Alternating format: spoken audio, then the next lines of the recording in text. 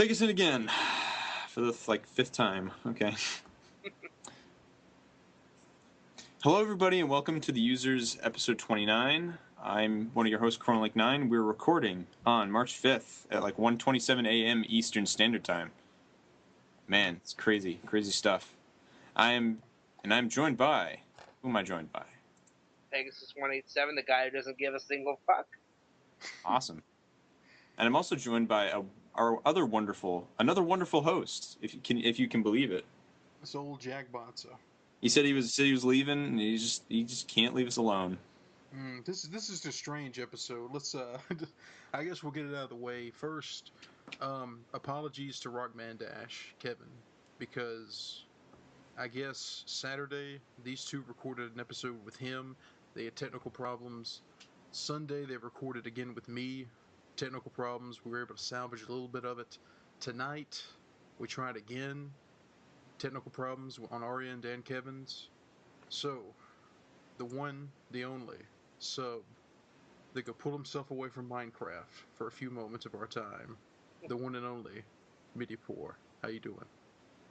Yeah, what's up, guys? I'm on this podcast, not playing Minecraft. There's no shadow of a doubt that I'm not playing Minecraft. So No, by all means. If you can multitask, go ahead. Yeah, because I think when Bracey was on, he was playing something on the episode we were on. I'm pretty sure, wasn't he? Oh yeah. Yeah. Yeah. Plays often. And I played Kirby on Hey Listen. And speaking of Hey Listen, Midi, I gotta ask, what's the whole douchebag story? What happened? it was a long story.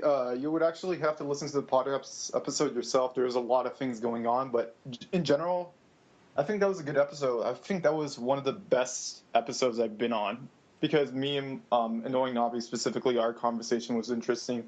I love the Pokemon card talk, and yeah, I enjoyed my time there and talking to those guys, except for the end where me, typical fashion, I get kicked.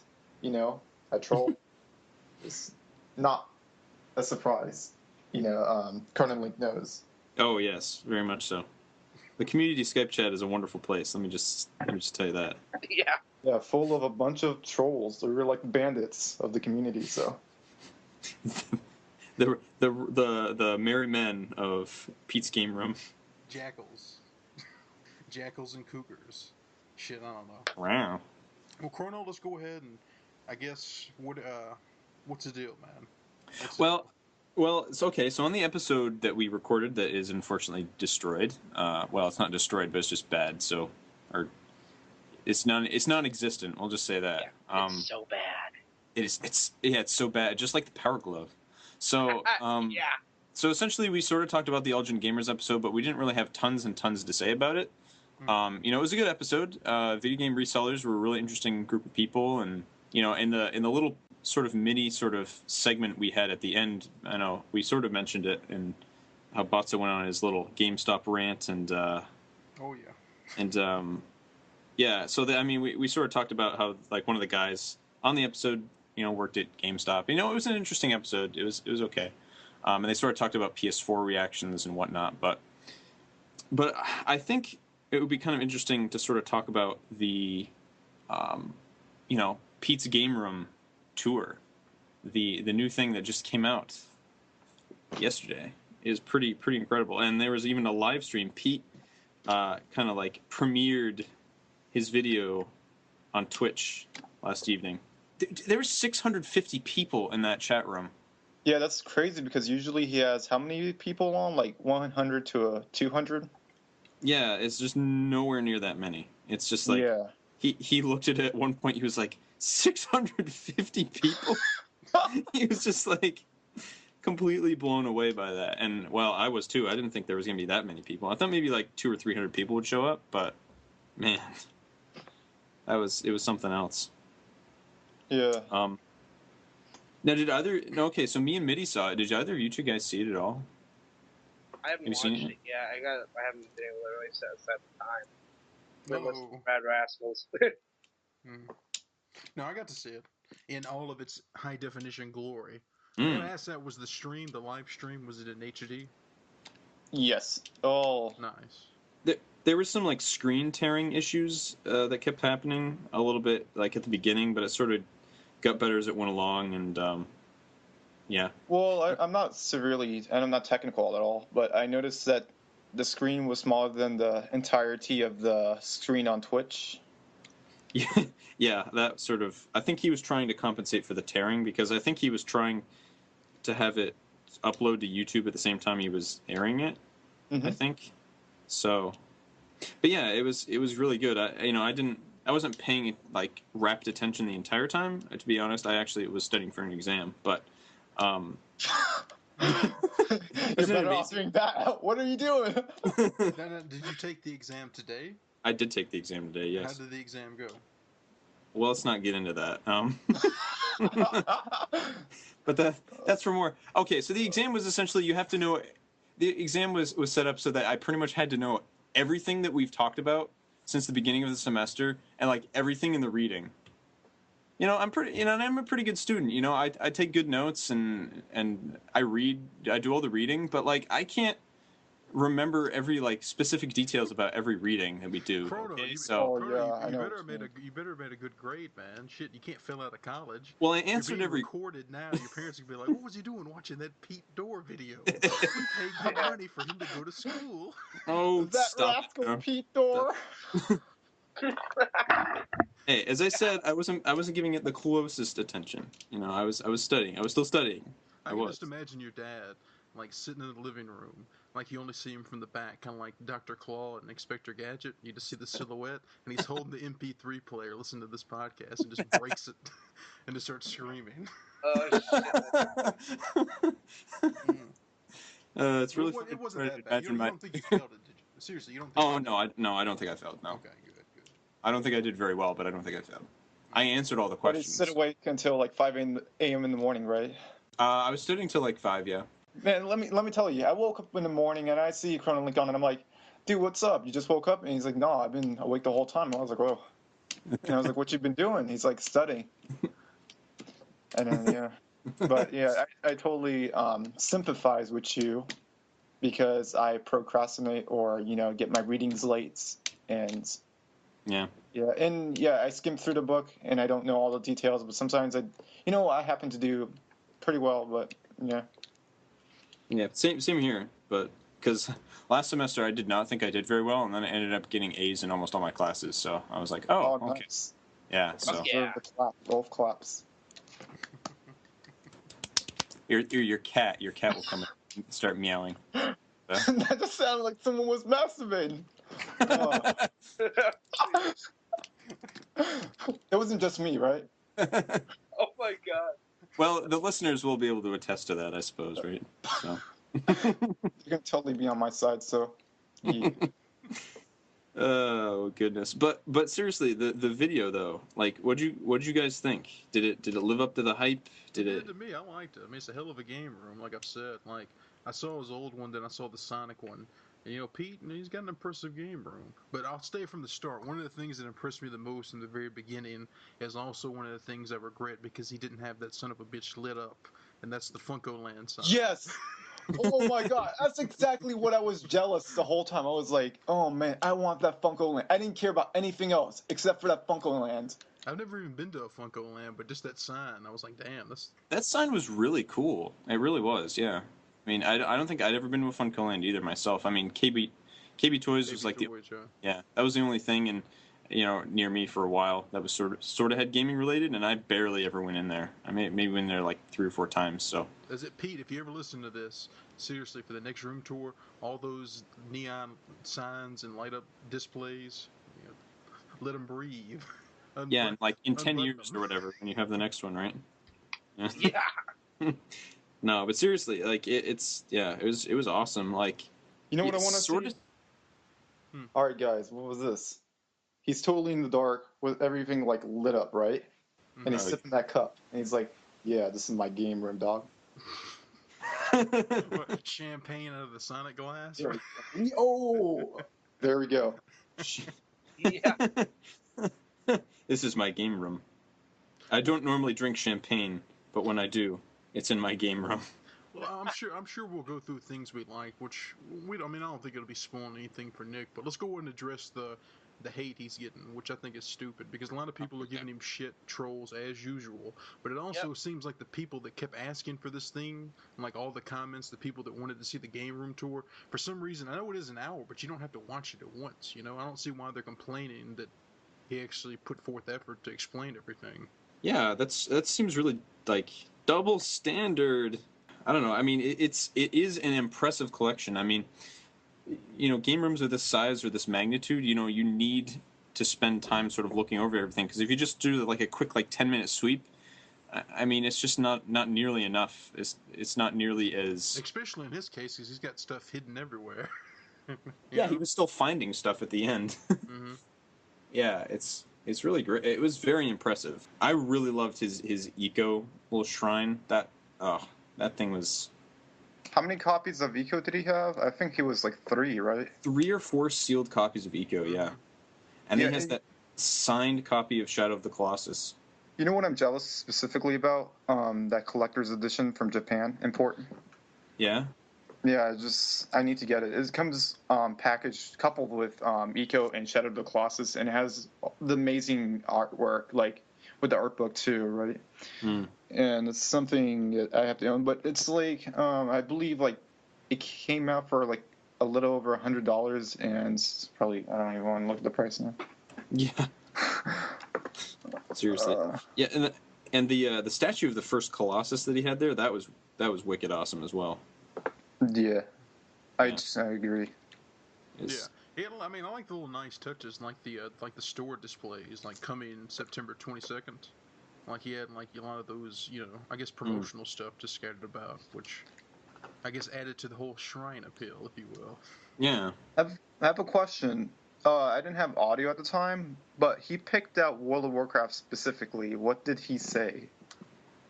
That was his first. That was like, he got that like sort of right around near when it came out, and he's never put it in his PC. He's like never played it. It's still sealed, I guess. Yeah. He's just like, I was always tempted to, but I resisted the temptation, and he's like, and you know what? That was probably a really good thing that I did that. Because you know, Pete and MMOs, so. See, that's a good question. If he would have opened it and played it, would he have gotten addicted to World of Warcraft, opposed to like Final Fantasy XI? I think it's very possible. Does anybody in the community play World of Warcraft? I played it a little bit, but I didn't get addicted. I tend to not get addicted to, that kind of MMO.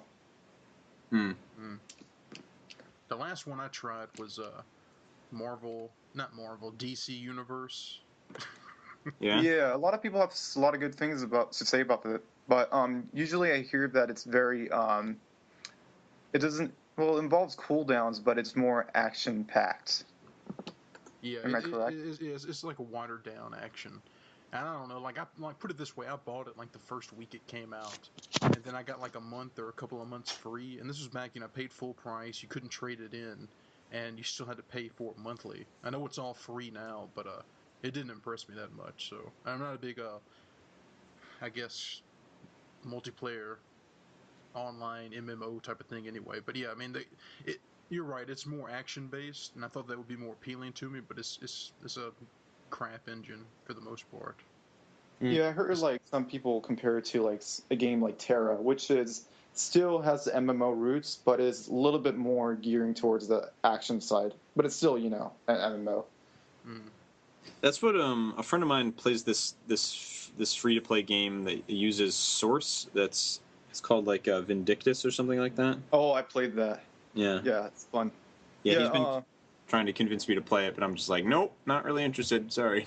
It's by the developers of MapleStory, and basically it's your typical, well, I wouldn't say typical, but it's like, the template of a Korean MMO. Well, it's not, man, I'm going to eat myself when I say this. But yeah, it's like the combat. It's very action, so I can see people who are usually not into that getting into it. Yeah. All you need to do is basically get a controller to play it. Don't play with a mouse and keyboard like I did. I thought I would, later on go back to it because I recently, well, not recently, like in the past year, acquired a controller. So it's always there from, But also, I wanted to mention DCUO. I have a funny story about it. Basically, a person in my class got into it. And then, like, once he got into DCUO, every time I go to class, because he knew I was into games, and then he come to class with his bloodshot eyes, jacked up with his Monster Energy drink, and he was like, "You got to get on DCUO." And I'm like, looking at you, I don't really know if I want to get into it, but maybe when I have time. And I'm like, "How are you doing in this class?" He's like, "I'm winging it, dog." I'm winging it, dog. That is awesome. Man. Yeah, I could tell he was not doing well. He had to copy on one of the quizzes, and I was like, fine, You should have slapped him. Jesus, man, at least play a good game. Yeah, I don't. Speaking of MMOs, well, I guess it's not. I guess it's a MOBA, but like I actually lost friends to League of Legends, actually. Like a guy I knew. Well, first of all, he sort of distanced himself from me when I said I really wasn't interested in that. We were pretty okay friends at the time, and then his personality started changing, and then he just like I don't think he was going to class very much, and he was playing lots and lots of League of Legends. So yeah, that was. He was probably in the zone. Like whenever you saw him, he was just not there. Right. Yeah, I totally know the feeling. He's like probably doing meta stuff in his head. I actually played a lot of MOBAs. Insane on that. Yeah, he would like stat crunch. Like whenever I'd come across him like talking to people, it was like a different language, man. It was just like I was like, what are you saying? No, I would be like, whatever. Because it's like he's trying to like bring up these statistics, and I'm like, why don't you become an accounting major? I think he was.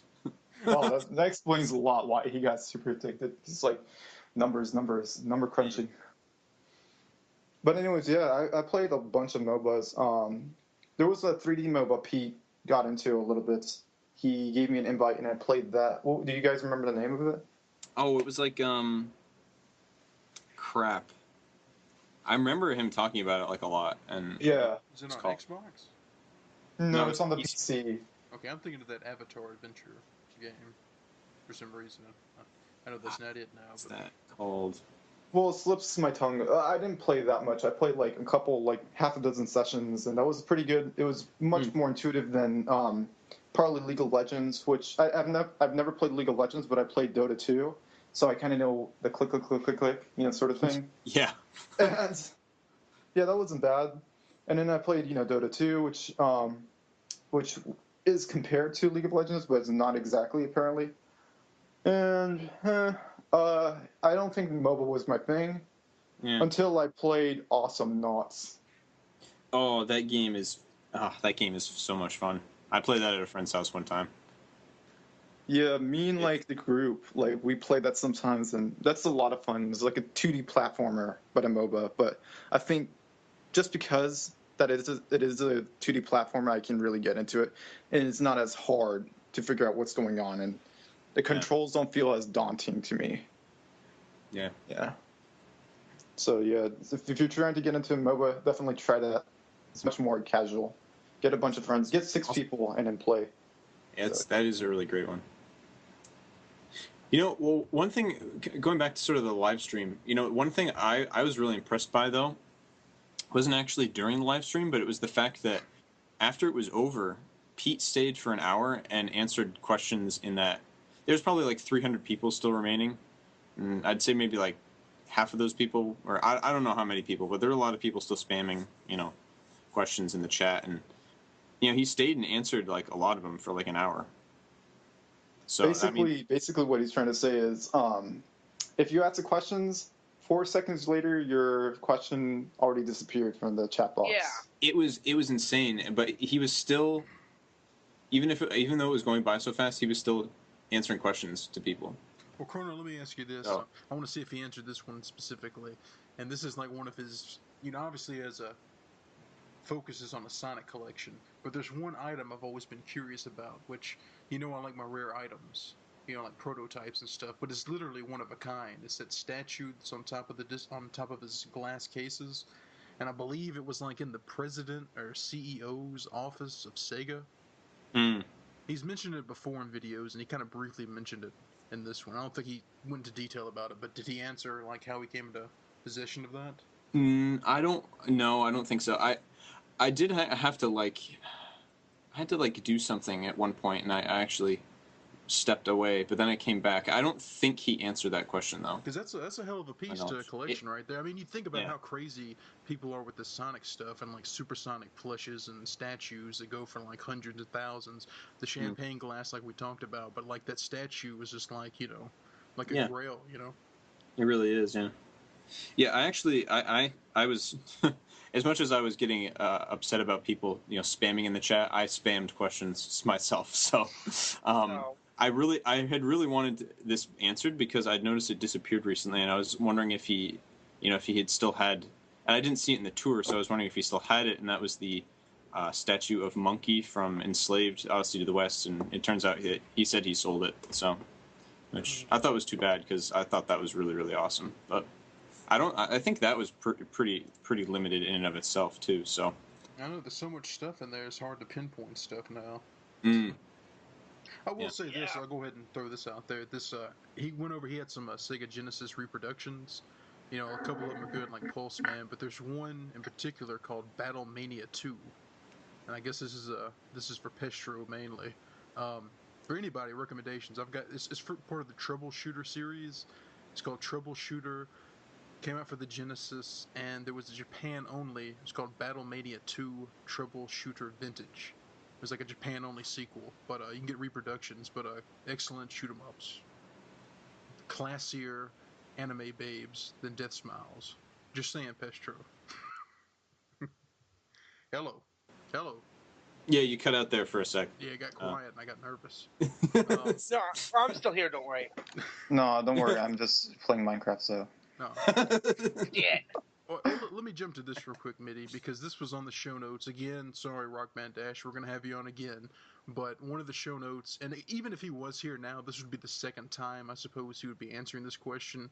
But Midi, what are your thoughts on the PS4 conference, I guess the future of gaming? Because I know you're up to date on this stuff. In fact, I learned the term brown graphics from you. So please, let me share your thoughts, even if they are negative.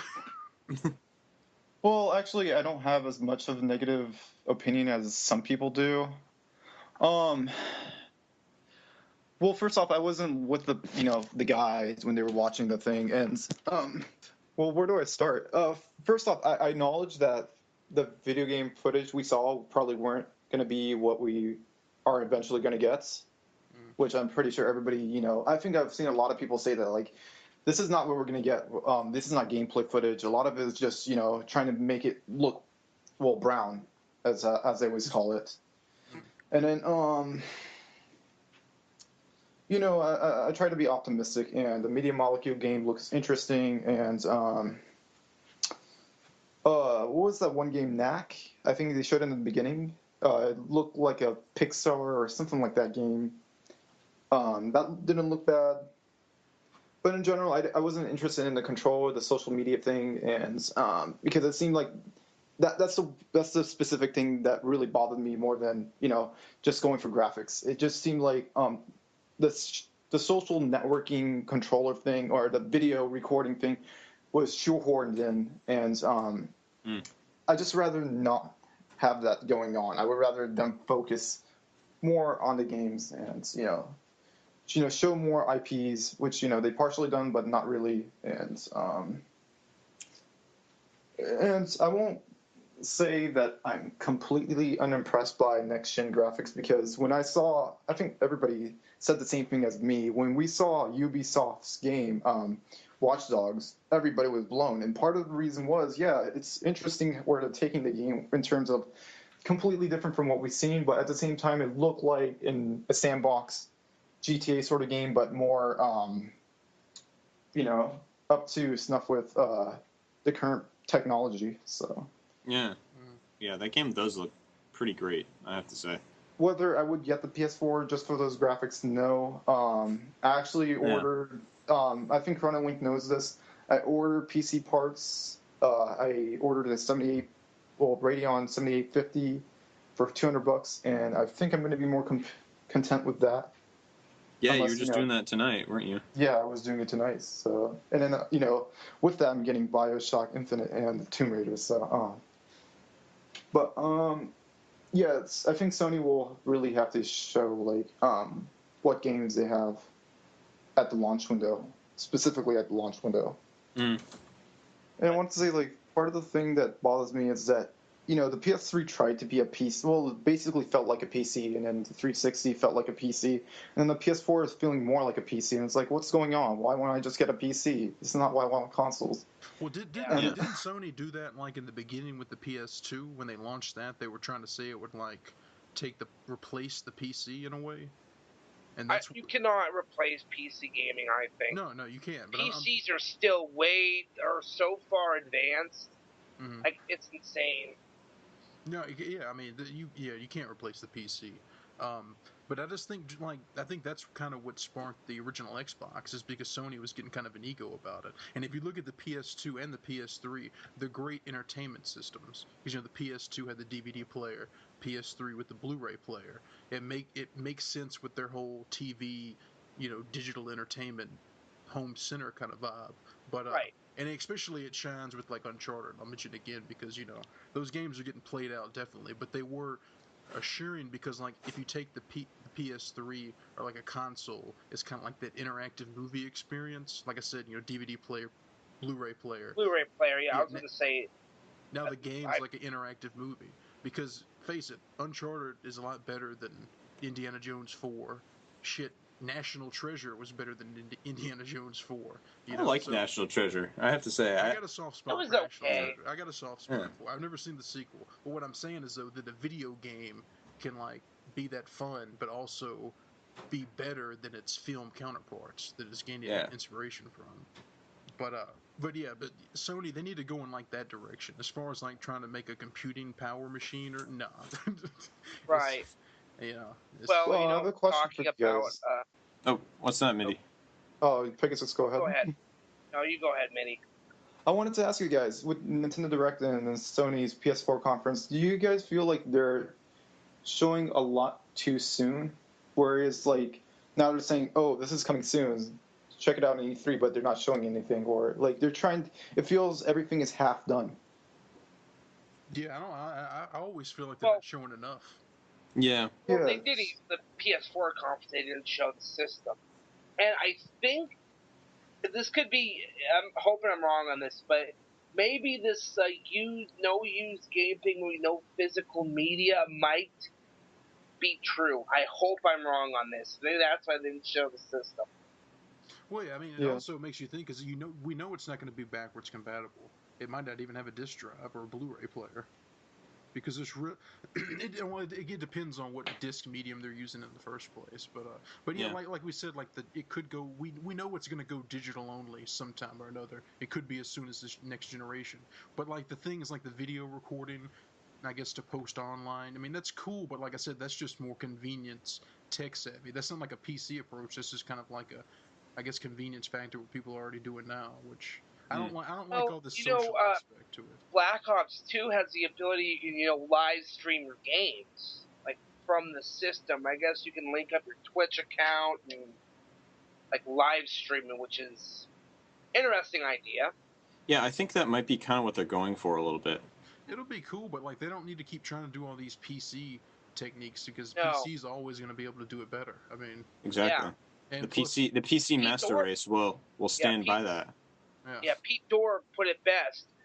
He basically said, why would I get a game on a console when I feel like I'm getting an inferior version? It seems like he'd rather get a game on a PC, and then he's got something, if you got a really kick-ass gaming PC, you can run these games and they look a lot better and run a lot better than console versions. Yeah, in regards to that, I don't know if you guys have seen anything about this, but Tomb Raider is coming out. Well, it's coming out today. I just watched the commercial for it earlier as I was watching Raw. Yeah. No, the game looks excellent, but the PC version is using this specific specific thing for Lara Croft's hair. I've never seen hair look this good, and it's only in the PC version. Like it is incredible. Like I am blown away at what they've been able to do with hair. Guys, I'm gonna play the game soon, so you're gonna come back. I'm gonna come back and you're gonna hear me G's all over that game. Dude, that game. Oh, I'm so jealous. My brother's getting the at least I think he is. Last I talked to him, that's what he said, that he's getting the a collector's edition of that with the figure and everything. My question is, does the carpet match the drapes? Yeah. Well, that is a good point, because I think Middle Jesus brought it up. Like a lot of the texture for hair in computer generation, that's one of the hardest things to do. So. Mm-hmm. It's just very impressive. I'm trying to see if I can find some screenshots of it here again. Also as a side note, I wanted to say I watched footage for Final Fantasy XIV 2.0, and it was a PC and PS3 comparison. And geez, I can't believe they're gonna release that. I hope that's just beta or something, or that's they're gonna have a very polished, finished version, because the frames per second on the PS3 version is like, I want to say, like 20 FPS, and it doesn't look smooth. Whereas a PC is like, you can move the camera around, no fucks given. It's like, what's going on? That's the PS3's always had kind of problems with that. It's like hard to develop for or something. I don't. And that's sort of the thing. I think that's one of the reasons why it's not going to be backwards compatible. How specific its requirements are for the, to run things on it. I think that's it. Pretty impressive, isn't it? I've never seen hair look like that good in a video game. It is just like it even like clumps together when she's like getting dirty and sweaty. It's like, wow. No, yeah, that's a pretty nice bush. Those aren't naked pictures, though. Those aren't nudes. No, not really just lying. Okay, I'm lying. I want to say something, quick, bring a brown graphics thing. I started, thinking about Sly 4. And that game is absolutely stunning. It's probably one of the better looking games on the PS3. I mean, I love, the cel-shaded, really cartoony kind of look. And that's what's really, I think, partly set the Sly Cooper games. When you look at those the big three platformers on the PS2, Jack and Daxter, Ratchet and Clank, and Sly Cooper. Sly Cooper's always stood out to me because they have that very cartoony type of, to it. The gameplay was always amazing. A lot of stealth elements, which I really enjoyed. And, kind of going back and talking about the PS3, if I hadn't won the damn thing, I would have picked it up down the road more than likely. I guarantee, something like the Sly collection, Sly 4 would have been a system seller for me, but, because I won it and picking up games for it. It's kind of mostly become my Blu-ray player. So I was able to, I've picked up a few Blu-rays since, and recently I picked up the It's a Trap Family Guy on Blu-ray. I think I paid like $5.30 for it. It's a trap. Yeah, Retrofix Gaming here in Great Falls recently started selling Blu-rays. I went in there one day, I'm looking around, and I see this, like, I better pick that up, because I have the first two on DVD. So, but yeah, like, Sony, this PlayStation 3 has always seemed like a multimedia. It seems like the jack of all trades, I don't want to say master of none, because, having a Blu-ray player is nice. It does have some really great games on it. You look at the exclusives, there's some good games on the system. And, some for it for the free online. I want it for the JRPGs, man. Ni no Kuni, yeah. Tales of Grace's F. Oh. I did just watch Anzi's unboxing of Ni no Kuni, which is really good. It's fantastic. Yeah, I just love. I commented, it looks like Raptor and Rascal wanted screen time. Oh, he did, definitely. Raptor kind of I think Rascal popped in like right at the beginning, and then after, no, it was Raptor that popped in, kind of was in there in the beginning, and then Rascal kind of came in and started hogging the spotlight. I love how he ended up dropping his camera at the end, so he like, what? Drop his camera, which is pretty funny.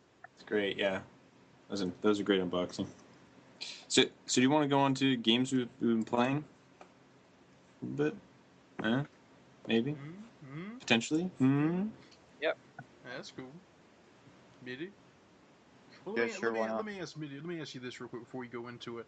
I know you play a lot of the modern stuff or PC stuff, but what are some of your favorite retro systems? Favorite retro systems? Does the Game Boy Advance count? Yeah. Oh. Yeah, I know that's not super retro, but... It's been out for over 10 years, so I'd say yeah. Yeah, I would say definitely the GBA. Well, I guess I should say SNES, but the fact is, I played Link to the Past on the GBA, so... Yeah. It wouldn't be fair. That's where I actually first played it. We were talking about KB Toys earlier. I picked up A Link to the Past on Game Boy Advance in KB Toys. Mm-hmm. Yeah, I even rebought that version and played through it. Yeah, I still need to finish. What's it called? Chrono, the hidden temple, I guess. Oh, the Temple of the Four Sword. Yeah, because actually back in the day, one of my good friends had it as well. We had the link cable, old school, nice. and played through that. And yeah, Four Swords is fun. I only get to play it like once. So. Except when you have a jackass playing with you and he won't like push the fucking. Or he'll pick you up and carry you around everywhere. Oh my god, it's so evil. Put me down. That's great. That's fun. Oh my god, that could open up so much trolling. And it's like, you see with like trolling videos now on YouTube from like Minnesota Burn, just straight up knife. That's if they were playing those games, I guarantee that's the shit they'd be doing. Only you wouldn't be. I don't know how you'd be able to record reactions like this, talking on Skype and shit. But dude, Mario Party, man. But I also want to mention, I always have like nostalgic memories of the NES and playing Life Force, Batman. I always bring it up. Journey of Celius, and the Sunsoft games, and Blaster Master. I know this is controversial. I know, whatever. I also like the original Legend of Zelda. It's probably very nostalgic for me, and I always have to defend why I like that, even though it's like, oh, you have to burn the push, but fuck you, all right? Oh no! Well, you have to do what? Why is that controversial? Yeah. Okay. So people in the Skype chat, there's a lot of people that don't really like that game actually in there. What? Yeah. Tell me about it. Botza. Tell me about it. I know. I'm with Midi here. I think it's, the game shows its age. It's true, but I think it's a really excellent game. And think of its age, though. Think of it just like that. I mean, that's like classic Nintendo. I mean, it has the same graphics. I mean, think of like Donkey Kong and all those early, like, arcade games, like those sprite work, even with Super Mario Brothers. Like Link's that simple. He's like the arcade game brought home, except you can save. It's like the actual console adventure. So if you think of it in terms like that, like it's it's got like its old roots. I mean, sure, it's dated as hell, but I mean, it's still. I think it still holds up pretty damn good, yeah. I also want to say that even though it's very simple compared to Link to the Past or Minish Cap or whatever came after, the dungeons were so simple that it used your imagination, and it felt like being in the dungeon with that music on, it felt very subliminal, and that always gets me. Well, yeah, that game's got strong music either way you put it, so, man. Yeah. Yeah, that's the thing we all had consensus on, that the music stands. Yeah. Well, I mean, it is excellent. Yeah, it's to each his own, because I'm not a big fan of Adventures of Link, so I know some people really like that game, but yeah.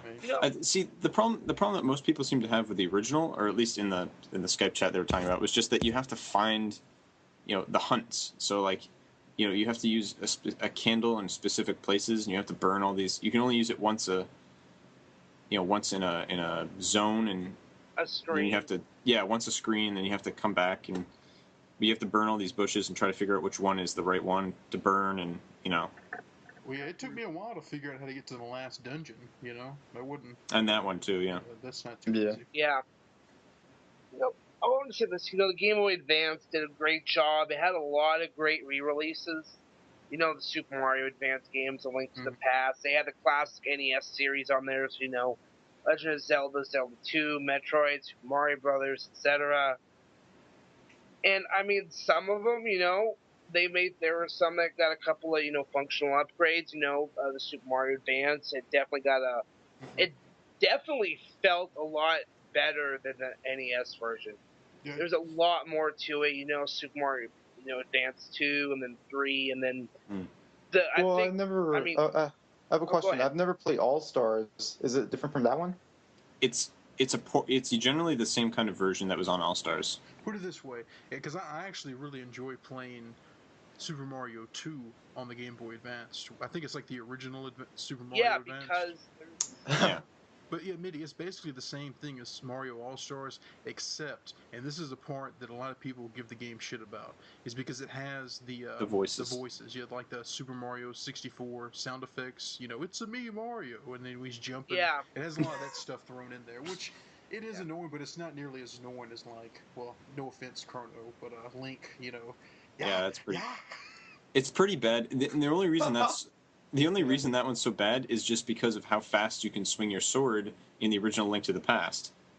So it's like, it's like, it's just like having a conniption over there. And, I do want to bring up Super Mario Advance 4. I mean, Super Mario Bros. 3 is my favorite game of all time, but I think that had some of the best upgrades because not only could they have the e-reader functionality, which was cool, but it sucked because we didn't get all the e-reader levels because I think there was like 30. Mm-hmm. Oh, did you actually collect the e-reader cards? They came with one. Came with one, and then a power-up card. You have to go buy the packs to get the other ones. The cool thing is, to their credit, and I don't know if anybody saw this or knew about this, but like some of those cards, like the one you got with the game, gave you like a free Tanuki suit power-up. The leaf, the leaf, basically. But like Alpha Omega Sin did a video where he like collected all the cards, and some of them are pretty cool because like you can scan them, and you can like replay the first like world or levels of Super Mario Brothers in Super Mario Brothers 3. That's so cool. Stuff. I mean, that's so cool. Yeah, and I mean it looked absolutely beautiful. The game looked really good on the Game Boy Advance. They really did a great job with it. Yeah. The Mario Brothers 3 All Stars version is just absolutely excellent. It's very, very good. Yeah.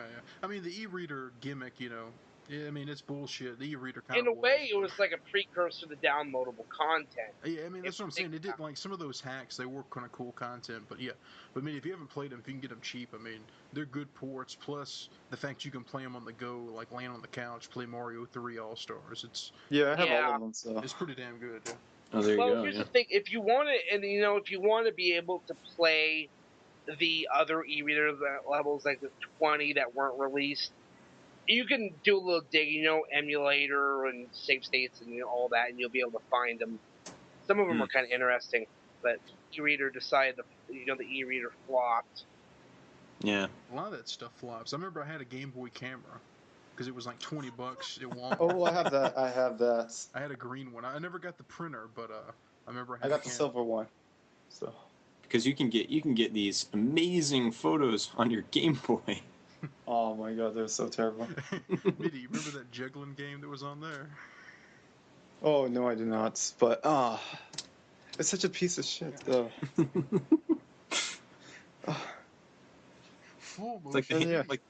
like the handy boy, the handy boy. The kid hugging his mother.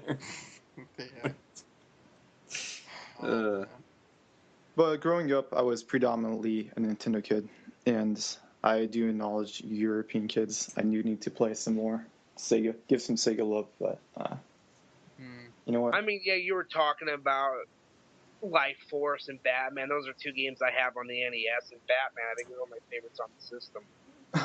How far have you gotten in the game? The third stage, I think. Third or fourth far. I need to go back and play it because I had it growing up and I've still got it, but yeah, I couldn't. Yeah, I do. It's still hard as hell. I can't beat the damn game.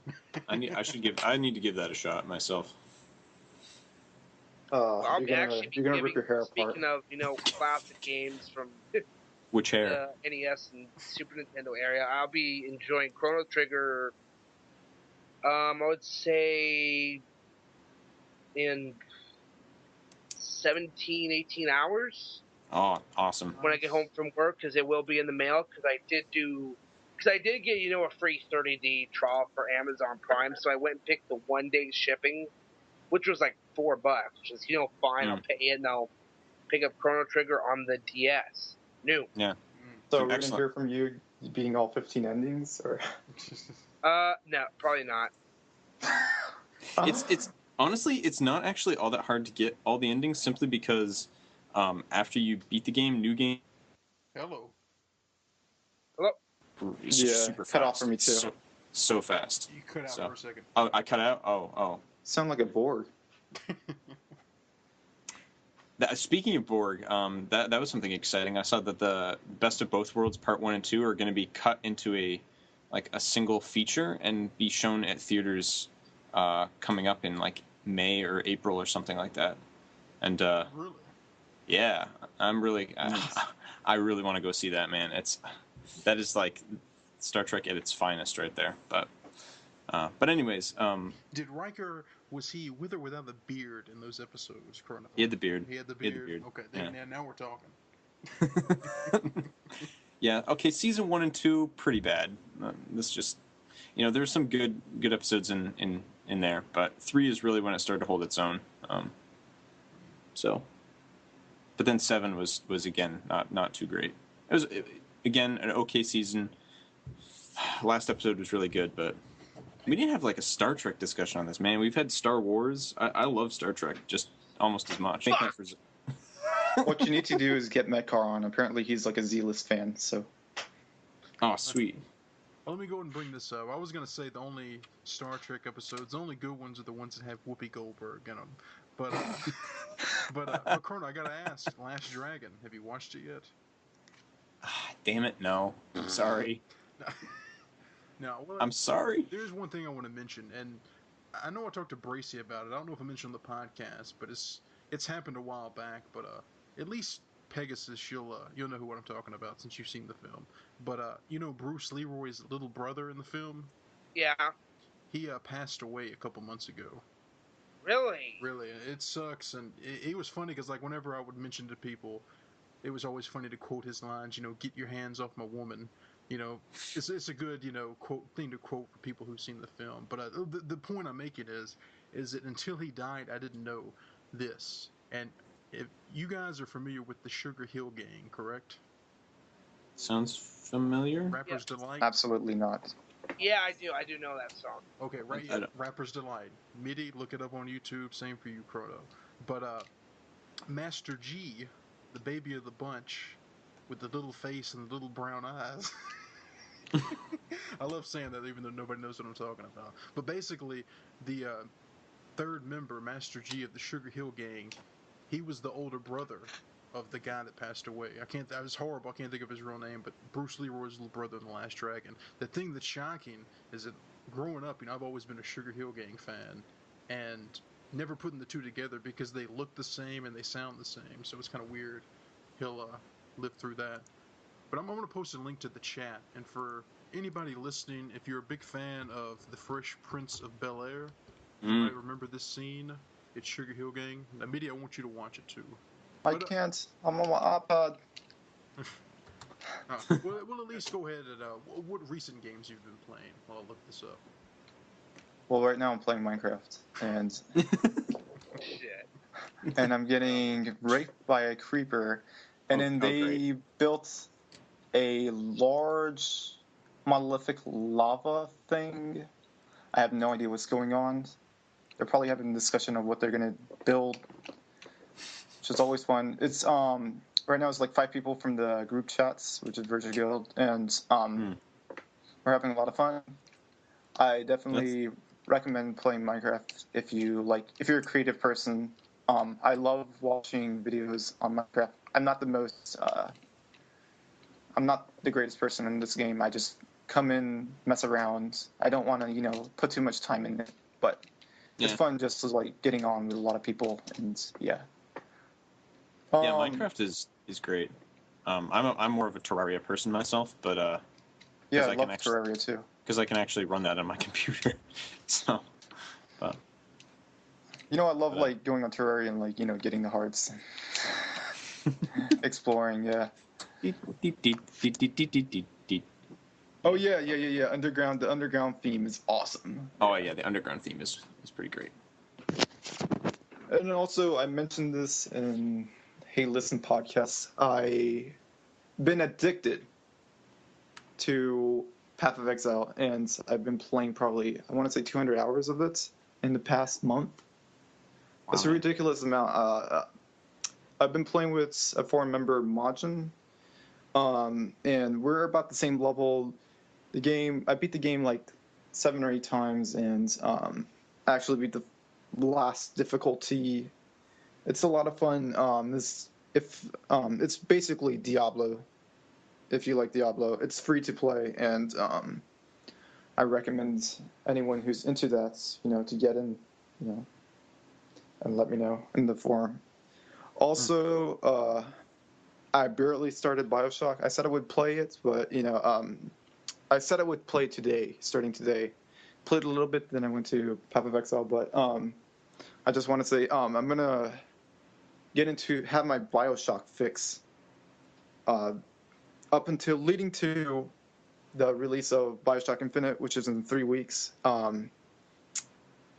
might read some stuff. I was talking to Crono Link about this, get material, because BioShock is the kind of game where knowing the material beforehand, knowing the subtleties that were, put into the game, amplifies the game, a lot.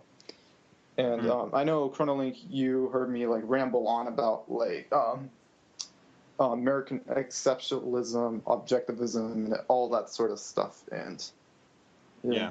And that's it. Yeah. Yeah, really interesting. They put some real philosophical, real kind of deep stuff in there. I mean, it's not super forefront, but it's definitely still there, and that's really interesting. I always appreciate it when developers do that. Oh my gosh, Booker DeWitt is played by Troy Baker. Okay, I need to get this game. He's my favorite voice actor, so or one of my favorite voice actors. But anyways, but that's it. You said though. Okay. So who do I pass the goblet to? Pick someone. I guess you're the only one here. Well, All right, Colin, you can go. Oh, I'll go? Okay. Yeah, apparently you want to go. It's give it to me. Give it to me. Give it to me. Come on. You know you want it. For the 5th time, Crono gets to talk about a certain game. Yeah. Is it? Yeah.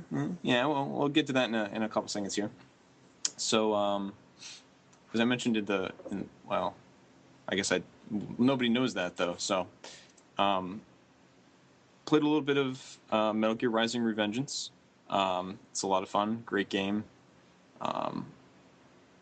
Just love the free cut mode in that. It's so much fun.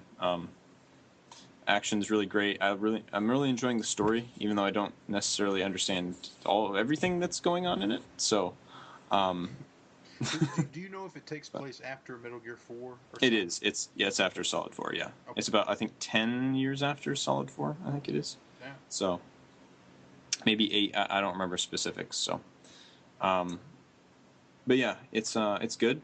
Been enjoying that quite a bit. I actually beat Tales of Vesperia very recently, and as part of the Gentleman's Challenge on Pete's Game Room Forum, which Zavin has not really been keeping up to date, but that's, I think, mainly in part because he hasn't really been playing his game in the challenge, which I challenged him to play Final Fantasy 13, and I don't think he played hardly any of it. So I wonder why. Hey, hold on now. Don't get me started. Don't get me started. Every podcast episode, every time. Don't even get me started. But anyways, so yeah, so I beat that. Excellent game. One of the best JRPGs in this generation. Behind Lost Odyssey and Final Fantasy 13. Obviously, again, just have to mention that as many times as possible. I get paid by Square Enix people. Okay, so these respond to these fucking haters. That's right. Fuck haters. Other than that, then there's this one game remaining, which I mentioned in the last podcast, sort of, but didn't actually get around to ever talking about because it cut out. And that is a game called Katawa Shoujo, which is actually a visual novel. Oh. Yes, you may have seen my signature in the forums. That's been, I've said a couple times, like, I'm going to talk about this game, and people are like, oh, what is it? And I was like, I've sort of given hints to it, and that's the biggest hint. Yes, so I'm trying to think of where I should start. So the origin of this game is kind of weird. It originated in there was a drawing that some manga artist drew of a sort of like idea he had for like maybe a visual novel, and essentially it was one in which the main characters or the main female leads in it all had disabilities. So one had no legs, another had no arms, one's blind, one has burn scars, and one is deaf. So so the burn scar one has like psychological damage essentially. So so it was just kind of a joke that he threw in at the end of one of his mangas, and people on 4chan sort of got a hold of it and were sort of joking around with it, and some people were like, got together and said, I was on the anime board, I think, and we're like, let's actually make this, like, let's make this into a game, because he's not going to, so we might as well. So a team was sort of gathered together, and it went through a good 4 years of development. But yeah, the game came out in January of last year. I don't even remember where I originally heard about it, actually. I know it's been mentioned. It was mentioned once by one guest on All Gen Gamers. There was one time I remember someone sort of mentioned it offhand, because I think Pete was talking about his the visual novel he got for the PSP called Hakuoki. But yeah, so the game, I don't even really know how to begin to describe it. It is absolutely fantastic. It was one of my favorite games that came out last year. The game is extremely well written. The writing in it is very engaging. It's relatable. I find the main character to be very relatable.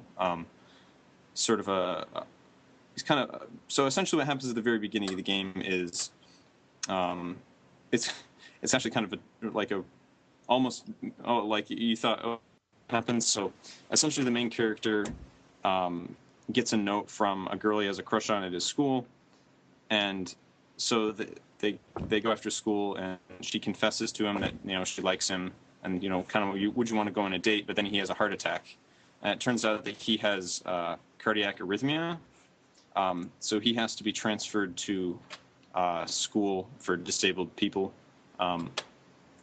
and so essentially the game is just you have choices and you get different paths. You get a different path, a different sort of romantic option depending on your choices in the game, and but there's one thing I really like to say about this game is just how tasteful the game treats its material. It never really pokes fun at anyone with a disability. If anything, it's very very respectful, and it's very respectful in its sexual content too. Yes, there is sexual content in this game. There is some sexy scenes, you could say, but for the most part they're played very tastefully, and in fact some of them are purposely done to make you feel very uncomfortable for effect, and they do a very, very good job of doing so. So I, just because the game is, has that, and they do recommend on their site, if you're under the age of 18, there is an option to turn the sexual scenes off, but actually, I think that kind of, some of the scenes are really important for character development and for, impact and the meaning sort of, or the themes of the game. So yeah, it sort of does discredit to the people of the game and the integrity of what they're trying to build or what they're trying to say and what they're doing to cross those out. So I would suggest, keeping that on again, your ratings, it's 18 plus, but I guess nobody really listens to the ratings anymore, so I can't really enforce that because I'm not your parent or whatever. So, Call of Duty. Call of Duty. Too many punk kids that like to talk trash to you wouldn't have enough to say that to you in real life. Yeah. Yeah, I was listening to a Call of Duty conversation. Those are really interesting, aren't they? I want to comment on Katawa Shoujo. Hey, pronounce it right. Katawa Shoujo. Katawa Shoujo. All right, I got it, bro. But you showed me a song from the game, and I loved it. It was 2 minutes, but it was very moving. And you said it was very more moving within the game because of the context of the song. The context of the song is actually the main menu. What I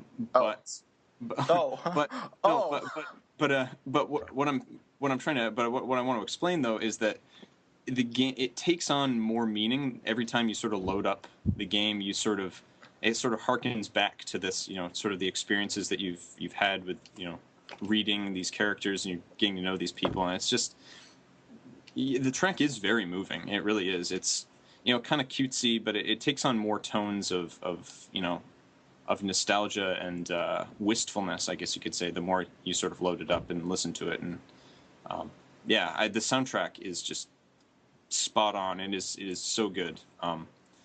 It's just very, very well done. I'm actually subscribed to one of the people who worked on the soundtrack on YouTube, he's a really good guy. I think he's only like 19 or something, but man, it's just such a great game, and the game really does mean quite a bit to me. I actually I talked about this on the little snippet thing I did, but I actually got the posters today. I actually found some art done by fans. That there's a whole like fandom for this game. I found some artwork done by fans online on their website. They have sort of a little subsection for fan art, and I found a couple images that I really, really enjoyed, and I actually got them made into posters here at the design center here at the school, and man, they came out so well. I couldn't have asked them to do a better job. They're just very, very nice, and it's very, very special to have these. So yeah, it's an excellent game, I think. Yeah, so I heard the song. I was like, I have to check out Katawa Shoujo. But instead, I decided to get the DVD for Steingate. How does that happen? I don't know. I've heard Steins Gate's really good, though, man. I have to say. Yeah, I also want to say this game is completely free. Katawa Shoujo is a totally free download on their site. Oh, shit. All right. Yeah, it's... BRB, guys. he's like about to go download it right now. One of the really interesting things about it is that the game is actually almost acts in parts as almost a deconstruction of a visual novel. The way you interact with characters isn't like, it's not like you're not expected to get necessarily like, essentially a lot of visual novels have this thing where essentially it's like you come in, you're the man, you're coming in, you're solving these girls' problems and solving them all with your magical dick, essentially what it boils down to. Wait, what? That's what I'm saying. That's what I'm saying. What a lot of visual novels, a lot of the eroge ones, the ones of this style, tend to do, is that sort of scenario where you're a guy, you come in and solve all the girls' problems of whatever path you're doing, and and you solve it with your magical dick. I'm just canceling my download. I'm canceling my download. Thank you. Oh my God. No, this game doesn't do that. That's what I'm saying. This game makes fun of that, or doesn't make fun of that, but this game. Well, Chrono, give me some examples. In some of these games that are not this game, what are some examples of how magical the dick is? That is just a way of me saying it. Like that's not like legitimately. No, what happened, I have a literal dick in my head. It's like sparkling and everything. It's like, what's going on? Magic. No. It's magic, I tell you. No. Like what I mean by that is that the games basically exist to be fat material. Is kind of what I'm saying. They call it how raw fan service, right? Usually within the anime community, it's called fan service, right? fan service can exist without actually showing anything, though. Oh, this is most of it. Most of it. Within its fanfare, not fan service. All right, whatever. Yeah. And they're naked. Okay, no. Okay, so for example, I don't know, like that one, the one game I talked about on that, on the Zero Tolerance podcast. Which Zero Tolerance for the Sega Genesis? No.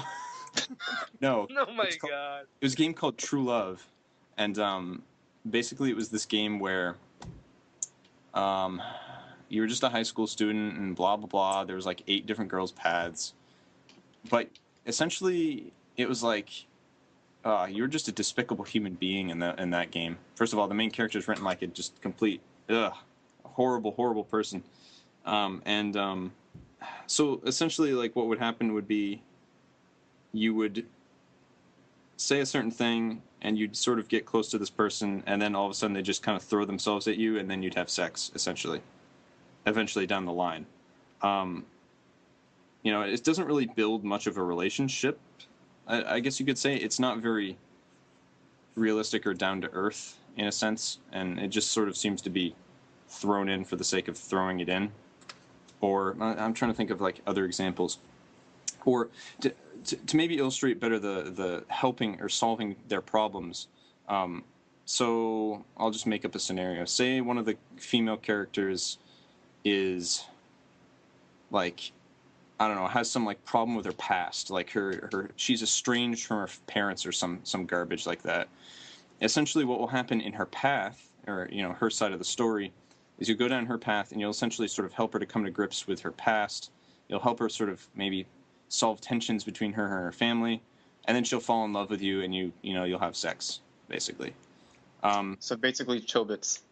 Or, well, not really, but she was sort of an amnesiac. So. Okay, I'll just go with your whatever you just said. Yeah, it just flips your vagina for you. But what Katawa Shoujo does is it makes it a lot more. Those situations sort of crop up, but the reactions to what sort of what goes on in. I don't like. I'm trying not to give away too much, but about. Let me ask you. You said some of the girls. I'm just saying that doesn't happen essentially. Disabilities. Or... Yeah, they all have disabilities. Yeah. Are there any of them that are paralyzed or in a wheelchair? No, one of them is legless, but she has she's got prosthetics, and she's actually a runner too. So. The only reason I ask if there's a wheelchair-bound one. Wheelchair-bound one, and I was going to bring up Freddy Got Fingered. I don't know if you've seen that. I can't believe you've seen that movie. I've heard nothing but horrible, terrible things about it. Midi, have you seen Freddy Got Fingered? I have a horse in my mind. Is that it? I'm a farmer, Daddy. Look what I can do. Yeah. It's a ridiculous movie. Crono. I don't know if you need to watch it or not. No, I don't. Yeah, you probably don't. Pretty much, I've read up on this movie. No, because I'm amazed that this movie was made. I'm sending another link. It's Midi, you gotta find a way to watch. I'm gonna message this one on Facebook. No. It is unbelievable, I have to say. I'm deleting that shit. All right, continue. What else you guys been playing? But yeah, so Katawa Shoujo, look into it. If you're interested in a really good visual novel, boom, do it. All right, Crono, just do me a favor. Just watch this one link I'm about to. Boy, I don't know. I'm a little concerned now. Is this it? Did you send it? Oh no, here it comes. I'll give you a hint. You should be concerned. I should be concerned. Oh boy. Oh jeez. All right. Well, while he's watching that, Nick, what are you playing? Oh my god. Hold on. I'm trying to watch this. Oh my god. Okay. You know what? I have a kitty in this room, so I can't do this shit. I'm sorry. Not watching that footage again. Okay, what have I been playing? Yes, please. It really has been too. When we tried recording this last, I really only played a couple of games because I was out of town. I'm gonna pretend I never saw that. Yeah. Yeah. You know, Ninja Gaiden, I got it on the 3DS shop and enjoying that. That game is absolutely hard as fuck. Like, oh my god, like on this, even on the second world, you know, the second stage, holy shit, that's nuts. You really gotta master the timing of your sword, because when you hit the button, there's still a little bit of a delay. So trying to hit, because you gotta hit something, and he's jumping off one small platform to another and take him out, and it is just nuts. It's a good game, but it is hard as fuck. You know what? I didn't pay attention to anything you said. Botza, why am I still what? Did you click on the other? Did you click on the other one? Oh my god. I'm not clicking on the other one. Any of the others. Oh. After I saw that. Oh my eyes. The second one's not as bad, Crono. Okay, I don't know why he was. Why was he doing that to that poor horse? Don't even. Ninja Gaiden. Go on. Oh. Fucking hell, Botza. Yeah, it was pretty disturbing. Okay, let's see. Ninja Gaiden, good game, hard as fuck. Wario Land 2 on the Game Boy Color, again, you know, on the 3DS shop. Really fun little platformer. If you really enjoyed, you know, the Super Mario Land games, especially 2, because that's where you were introduced to Wario, and then 3 got his own game, which is really fun. And there was some differences. Wario's more, you know, brute force, so he has like a charge attack that you use to break through some walls. And but yeah, wasn't he invincible? Or I recall him being invincible, wasn't he? I don't know if he's invincible, but it's really, yeah, I don't remember hearing anything about him being invincible. You know, really cool game. I think it was like a couple of bucks on the eShop, so it's definitely one you should pick up, because I think I played the one on the GameCube. It's a lot of fun. Wario World? Yeah, which, I mean, that one is a you know, really good 3D platformer that some of the moves Wario can do, you know, fucking spinning pile drivers like Dan Geep on Street Fighter. Yeah, man. It's nice. Yeah, it's kind of a brawler too. So. Yeah, so that's all I've been really playing, but since then, I mean, I was playing, you know, a little more Black Tiger, a little more Avengers on the Capcom arcade cabinet. I got to play a bit more of the demo for Castlevania Lords of Shadow Mirrors of Fate. And it's, you know, got that, you know, side scroller, so it's got that kind of feel to it. It looks amazing. It's got you know, it retains a lot of the gameplay from the original Lords of Shadow, but in more of, you know, a side scroller. There is like an experience. You do earn experience and level up, so there is a little bit of that RPG element in there. But I'm really looking forward to this game. I'm probably going to wait on it for a little bit, because I've just kind of been, you know, doing other things, trying to go through some other games, and I'm going to end up being a rascal on my friggin' challenge. But doesn't it end today or yesterday? Yeah, it does. I am just absolutely fucked. That fucking Banjo-Kazooie, that what? Tilda's Furnace Fun. Oh my god. That whole, I mean, you have to pay attention to a lot of stuff, because there are questions that'll show you images of where it will show you images from a level. Where were you? Some like really weird, like really specific questions that are like, what? How are you supposed to know you're supposed to pay attention to that? Like, well, you know why? Why? Oh god, the voices. Oh my god, that's another that's one. Really, really good. That sounds just like it. Yeah. Yeah. But yeah, that's totally like a curveball at the end of the game. Both games have it, and I don't understand why. And the second one was much more obnoxious with tank and stuff. So having, you know, spaces that will fucking kill you if you don't get the question right, and then having like 3 of them in a row isn't dickish enough, apparently. God.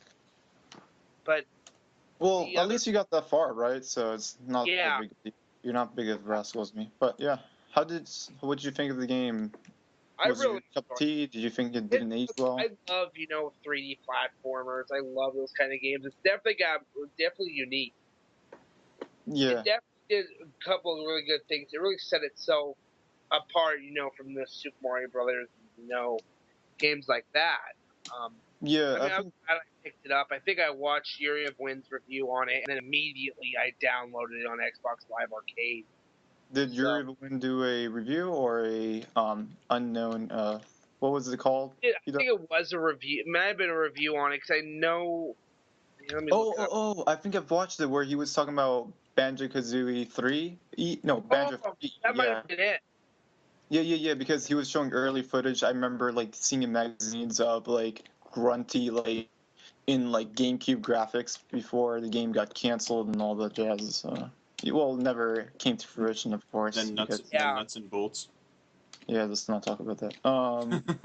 Gaming Mysteries. Oh, he did a review of it too. There was a review he has of it, and then he has the Gaming Mysteries of it. Okay. Yeah, which makes me sad. Who is this? Who did this? Yuri of Wynn. Oh, Yuri of Wynn did that. Okay. Yeah, cool. He does Gaming Mysteries, Banjo 3E on the GameCube. Yeah, he's got a few of these up. Yeah, I love his Gaming Mystery. I'll watch a couple of them, and they're really interesting to watch. Yeah, he's pretty entertaining. Yeah. And this really came when we tried to record on Saturday. Lost that recording. Then on Sunday we record a little bit of an add-on to this episode. And I was playing Ratchet and Clank HD, and I don't know if we're gonna add the add-on or what, but I finally got that fucking trophy, that goddamn get 1 million bolts at Bolt Collector 1. Good God. Wow. 5.5 playthroughs. I finally got it, yeah. So I moved on to the second game, which definitely it was a really good step up. It added there, you can level up your weapons, which I thought was really cool. And they'll add, some other functionality. There'll be, I think, the blaster you get right off. I think that you end up wield 2 of them. You have stuff, and I know there's a point pretty early on the game where there's a little bit of a functionality with the first game where if you have you can get a couple of weapons in the first game, and if you have them or something, I haven't I don't know what it is, you get them discounted or some shit, but yeah, there's that. The game you kind of earn, there's kind of not really experience, but as you're defeating enemies, you earn a little bit of experience, and you can upgrade your health beyond the 8 hits you could take in the first game. And in that one, you had to go on to Planet Orxon, where there's a nanotech machine that you have to spend I think 8,000 and 30,000 bolts to get all the nanotech upgrades, and then they also have the space battles are a little more prevalent, and you can upgrade your ship, and there's so much more to the game. It's, again, I'm still kind of right at the beginning because I haven't played too much of it, but definitely it's Ratchet and Clank collection. I'm really glad I picked it up because it's really nice to be able to go through those games. It's kind of an excuse to go through them again and then just read the trophies. So that's pretty much what I'm playing. Very cool. Yep. I'll just go real quick. I mean, really, just playing a lot of Genesis. Give me Genesis! God! Yeah, I got that S-Video Model 1 in, and I've been going nuts with that. I recommend anybody that if you really like maybe Nintendo, but Super Nintendo or Genesis or anything like that, if you can get the S-Video modification, go for it. But I've been playing so much stuff, I'm not going to name all of it. I'll just stick with Troubleshooter.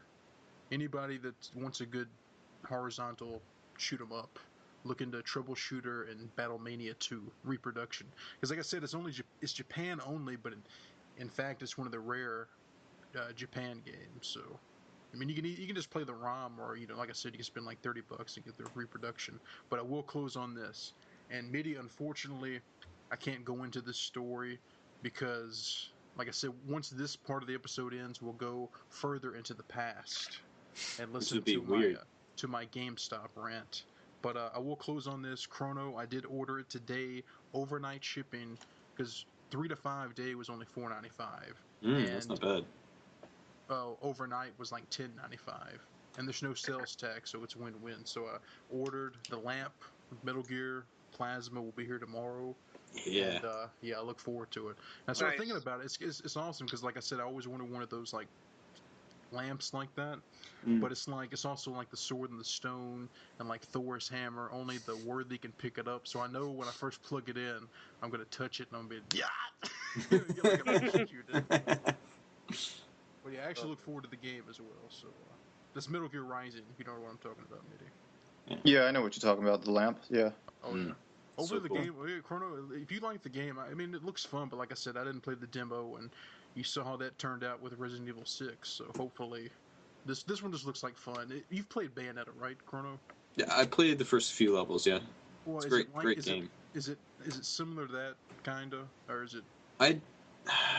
No, it's I don't know. It's hard for me to say. I mean, there's no shooting for one thing, so there's that. It's been a while since I booted Bayonetta up. I can't really say. I will say this though.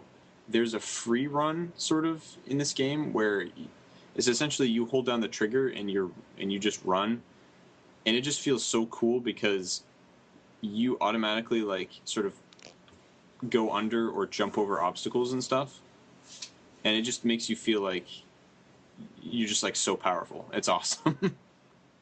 Nice. It's really, really cool. It's assuring to hear that it's not, because after I said that, I started to regret it, because Bayonetta is kind of like Devil May Cry and God of War with the shooting aspect. But yeah, hopefully it'll be good regardless. It's great fun. Yeah, the opening stage is a jaw dropper to say the least. I mean, you've seen it in all the trailers already, but I haven't even watched a trailer. Okay. It's pretty much been on all the trailers, like, but it's still pretty jaw dropping. I have to say, it's still fairly impressive. So. Nice. Yeah. Nice. Well, anything else you guys want to cover? Well, I want to say, what's with Metal Gear Rising's Revengeance voice acting? Is it just Platinum Games doing what? Just what? What do you mean, what? So cheesy. Do you not like it? I don't know. It's kind of weird. I don't mind it. I think it's not incredible, but I don't think it's all that bad. I mean, I think people, I don't know. Someone was complaining about voice acting. I think they were complaining about voice acting. You got cut off, dude. Darn it. Anyways, I was just kind of saying, like, I think people just need to chill when it comes to voice acting these days, because, yes, it's true. Some games can still have pretty terrible voice acting, but like, I don't know. I generally from a Metal Gear game though. That's why. Yeah. I guess. I mean, they're still using the same voice actor for Raiden all these years. So I mean, if you like his voice actor, then yippee for you. If you don't really, then well, you're stuck with him. Sorry, but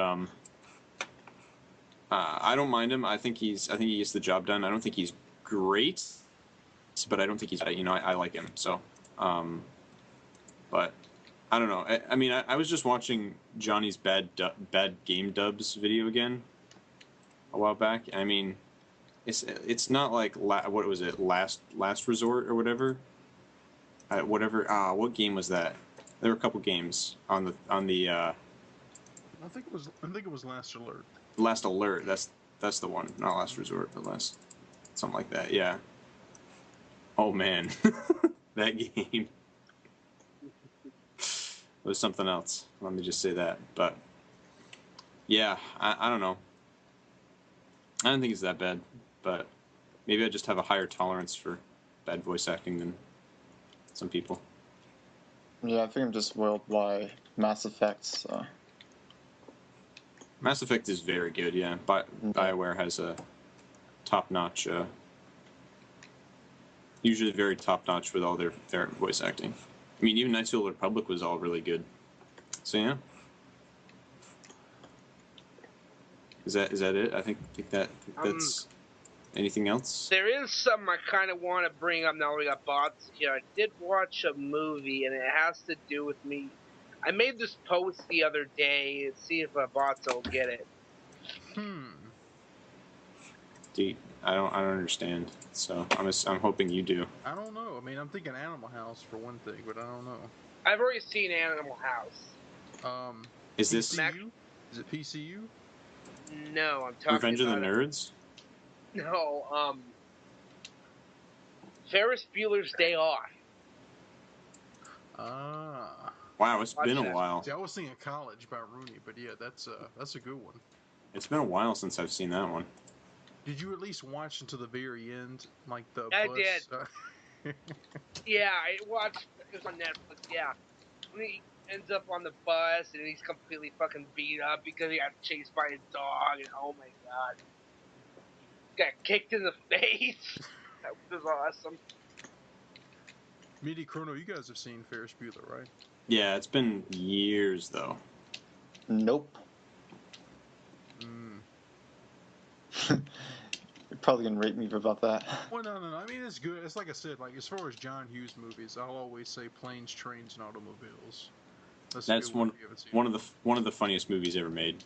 Yeah, it really is. It really is. It's hard to explain, but yeah, like a lot of his other '80s stuff is like Ferris Bueller, Breakfast Club, a lot of High School, 16 Candles, all. All right, you're definitely gonna hate me. Well, no, like I haven't even. No, you're gonna hate me because I haven't watched Breakfast Club.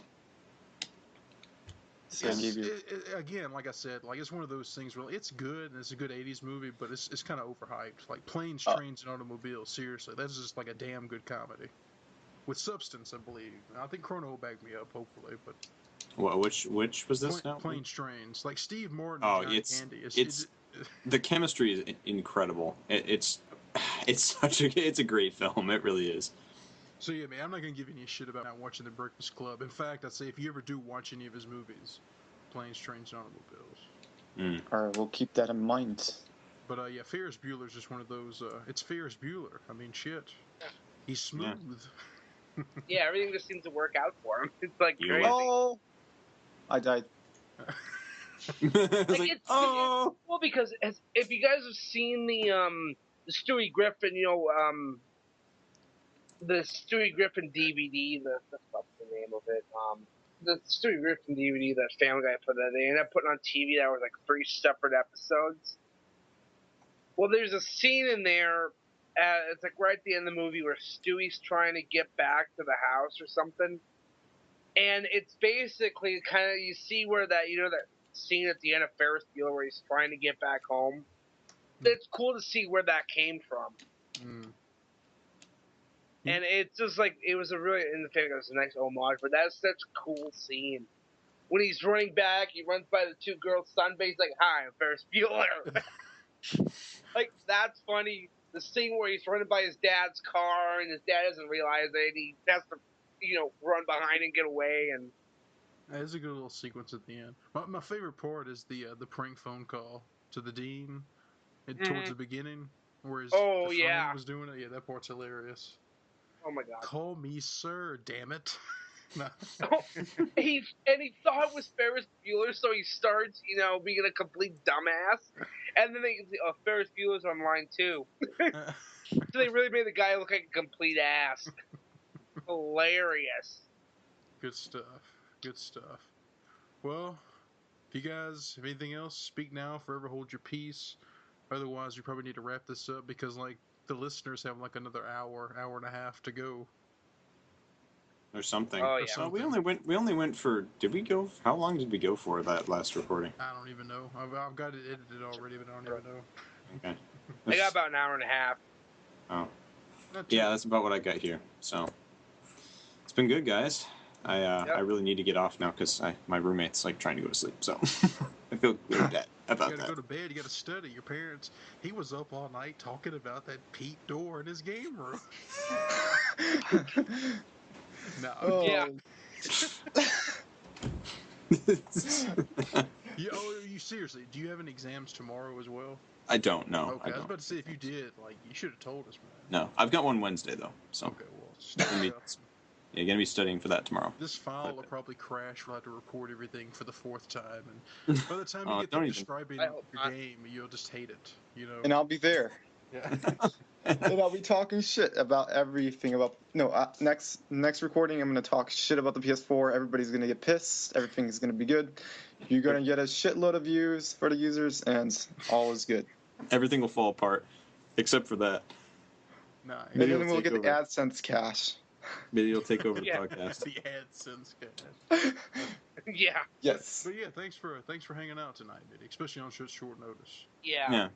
No, I appreciate it. It's great conversations. Always, fun to be on. This is my 3rd time being on, so. Yeah. Yeah, it's fun. Nice, definitely good. Yeah, definitely a good time. And again, we got to mention Kevin. Sorry, man. It's just. Yeah. Yeah, we just. I don't know. I just feel bad because he at least tried twice and we kind of fucked it up. And we will get you on in the future. Like we really want you. So. Oh yeah. Just really sorry about that. And to close it off one more time. Yes, I ordered the Metal Gear. It will be in tomorrow. GameStop, you fucked it up. You done goofed. You goofed. You blew it. You done goofed. You blew it. Capiche? Yeah. So. I do want to throw one quick plug here since for those that are on a Gamester 81's forum, he actually featured my TNA Impact review as his user spotlight for the week. Very nice. Which is cool. So pretty sweet. Yeah, it comes on the weekend of my birthday too. So just weird either one weird coincidence or I don't know. I just thought that was cool. I was on, checking out Facebook earlier. I see this post about, like, a user spotlight TNA Impact. No way. Like, I didn't think it was actually, okay, wait a minute, is that my review? So, click on it, boom, there it is. I can tell it's mine because the image, the screenshot you see before you hit play on the video, is from the cutscene I actually spoke pretty highly of.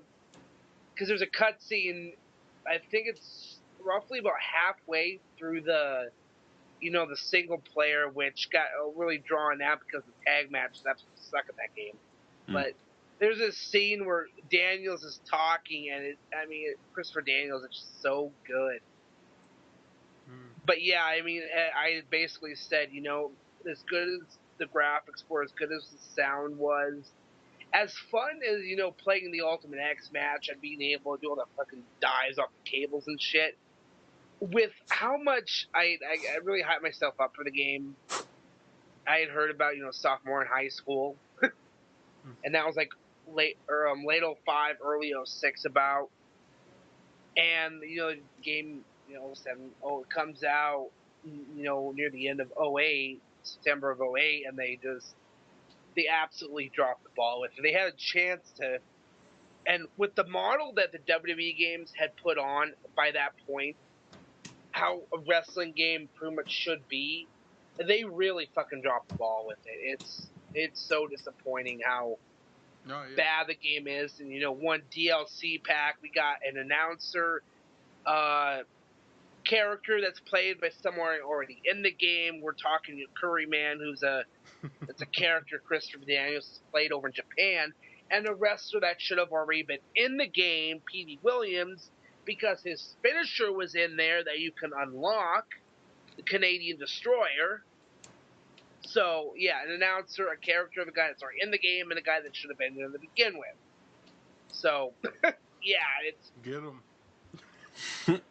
But no, yeah, that did have it did have potential, and we were expecting it, but I don't even know if you remember all this, Pegasus, but back when, like, WWF Warzone and Attitude for the PS1 and N64, like, when ECW finally came out with their game, kind of like TNA, like that one game they finally got to make, the ECW game was nothing but the same engine as Warzone and Attitude.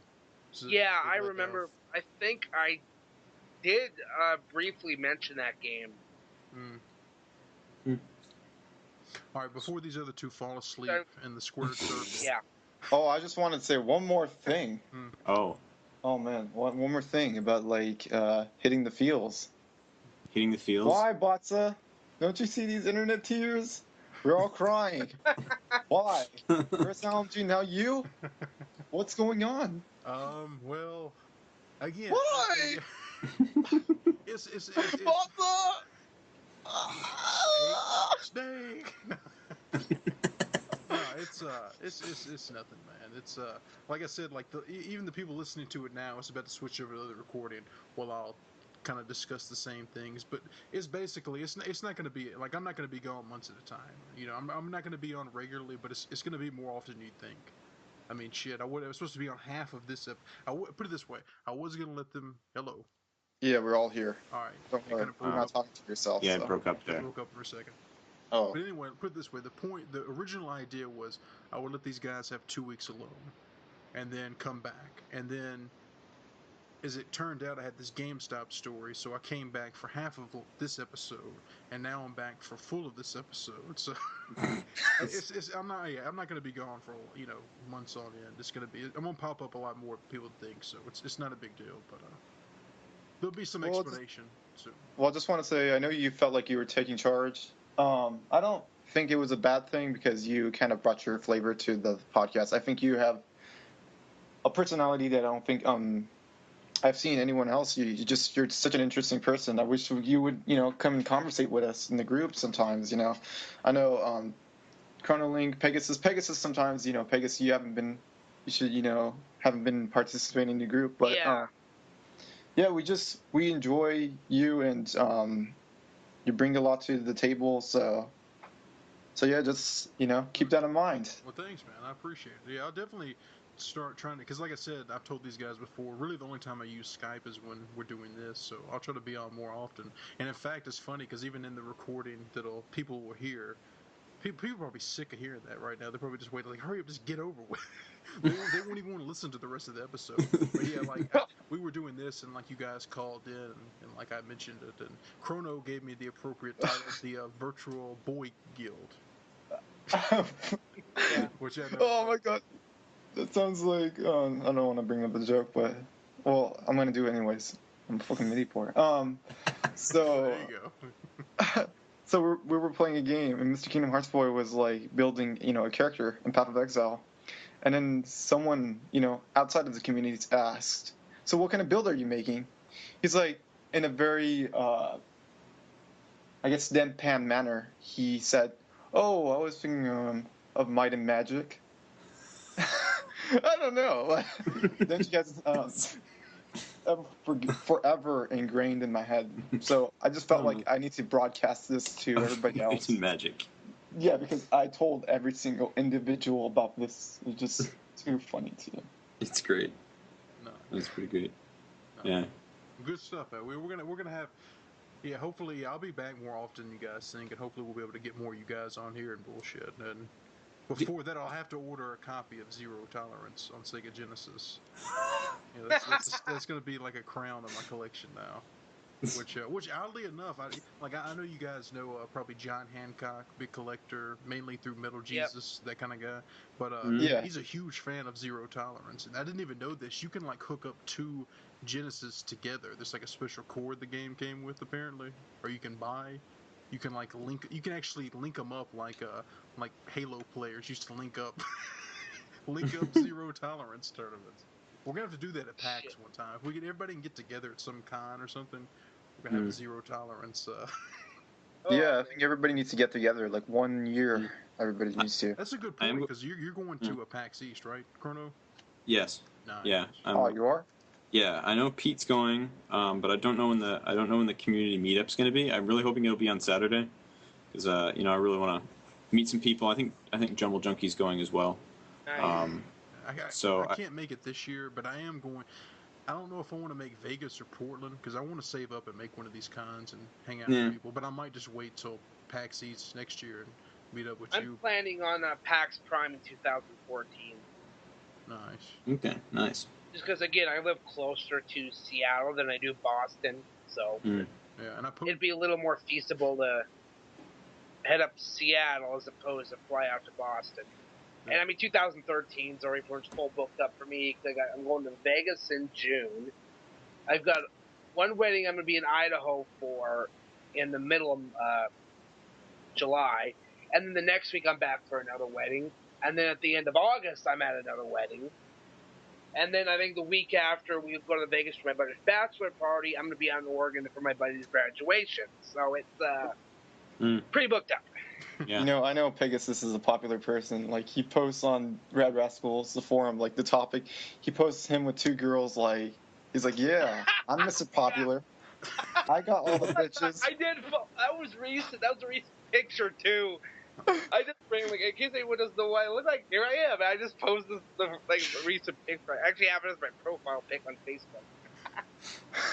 It's like, yeah, that's right. Yeah. But yeah, definitely, I'm going to try to make something this year or next year. And in fact, like you guys knew, I posted pictures of myself just to let everybody know what I look like on Facebook. Oh!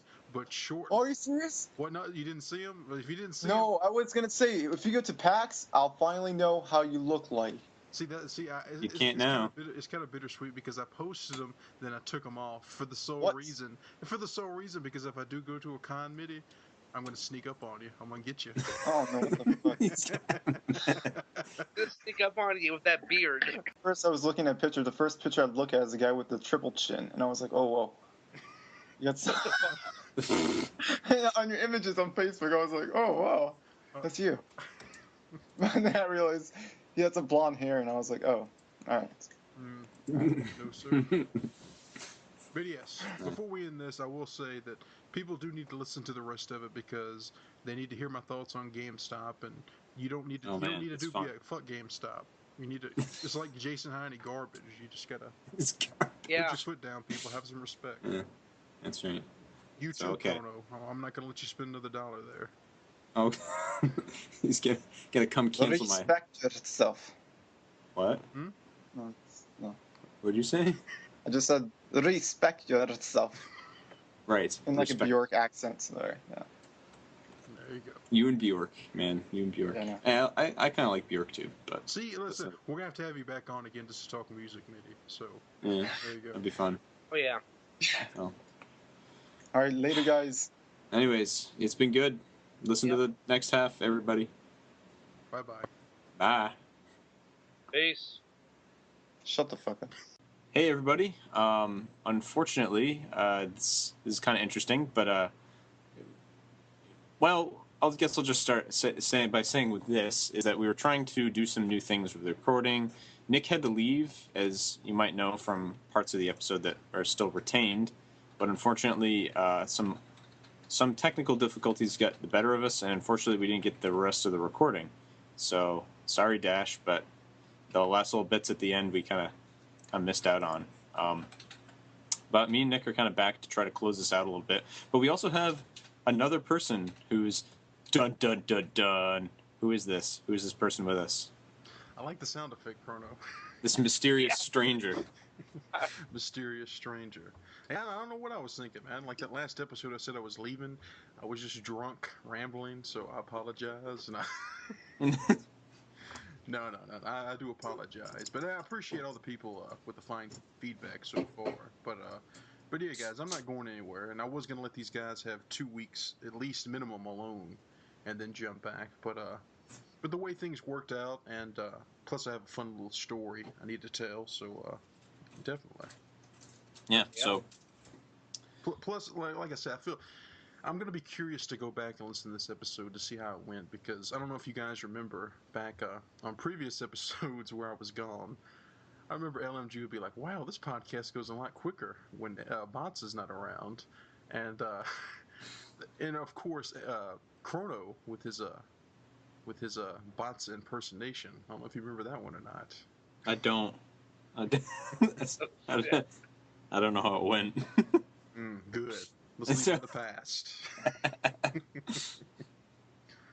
But yeah. I'm here tonight, guys. And I'm never coming back ever, so enjoy it. No. Don't say that. No. No, you know I'm still going to have my fun. But yeah, so what did I miss? Fill me in, guys. So you missed, well, we talked about over the episode, we asked Dash is, the usual questions: favorite game system all time, how'd you get involved, do you have a YouTube channel, do you kind of want to plug that and things. And we sort of talked about little bits and pieces of the All Gen Gamers episode. We did some topics in the forum, and games we played recently, and then we went into some questions. And that's unfortunately when Nick had to leave in the middle of this weird Donald Duck, Huey, Dewey, and Louie one, which I don't. This question is like odd. Like, it must be a classic Zaven. Yeah, but yes. I think we covered that. I don't know if we still retain that in the recording. Unfortunately, I'm not sure about that, just because of the odd way we were doing it. But, however, we can still get the last question in, I think, with the three of us. So the question is, and again, I don't know if this was retained in the episode, but so if this is repetitious, sorry everybody, whatever. But I think you can, I think you can manage. You're in a zombie apocalypse, and your only weapon is to survive. Your only weapon to survive is the last weapon you or your character used in the last video game you played. How do you think the last weapon you used will help you survive? You want me to go real quick? Sure. Alright, this is actually because I just bought this game, got it in yesterday. I've only played the first level, but that is Shinobi for the 3DS. And I don't want to say it was a launch game, but it was an earlier title in the 3DS. Yeah, I think it's pretty good. Yeah, you can get it. It's on Amazon for like $10. I got it under 15 shipped, and that's kind of why I jumped on it. But I mean, it's for $10. You definitely can't be disappointed. But it's good so far. But like I said, I've only played really the first level, tutorials kind of stuff. But yeah, that would be my last weapon, I guess, is a Shinobi sword, which. If you watch The Walking Dead, you realize how good a samurai sword would be. Nice. Yeah.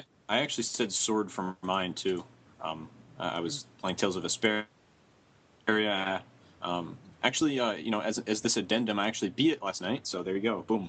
So this is a good addendum, and I'm gonna post the picture after I'm done here. And yeah, so it was a sword. Does it shoot any like blasts out of it, like Zelda Master Sword, or is it just a? It can, because of there's the thing to use techniques is called a Bodhi Blastia, and it's basically a bracelet that allows the people in the game to use magic and abilities and stuff. And so yeah, you can like shoot stuff out of your sword and whatnot with that using techniques. So yeah, it'd be pretty useful. And so I guess the Bodhi Blastia and a sword. So yeah, that's it. That's a combination. But what about you, Pegasus? I think it fared pretty well because it would be the Rhino from Ratchet and Clank for me. The rip ya a new one. Oh, sweet. So I think it fared pretty well. Very nice. And if it didn't get retained, I remember Rockmandash said that he was, I think it was Ni no Kuni was playing, so he would be casting magic and his familiars would be going up and slashing everybody. So so he's the ranged guy of your group, I guess, or our group. He's the ranged guy. Nice. Me and Botza are getting up close and personal. Nick's blowing everything up. Yeah, I'm blowing shit up. Fuck yeah. Probably us too. He's probably blowing us everywhere. I would honestly like to meet the guy who named that weapon, the rip ya a new one. Like that, and then like the big fucking gun. Probably two of the greatest weapon names ever in video games. Yeah, I was thinking Doom for sure. But Crono, what were you saying about blowing each other? Yeah, I noticed that. I noticed that it was probably a mistaken choice of words after I said that. Shoot. I brought a guest with me, my good friend Vito. No. Oh fuck. Yeah, where's Vito when you need him? Yeah. Or Ben and Andy to make a dick joke. Oh well, yeah, they would have. Yeah. Easy. That was pretty easy.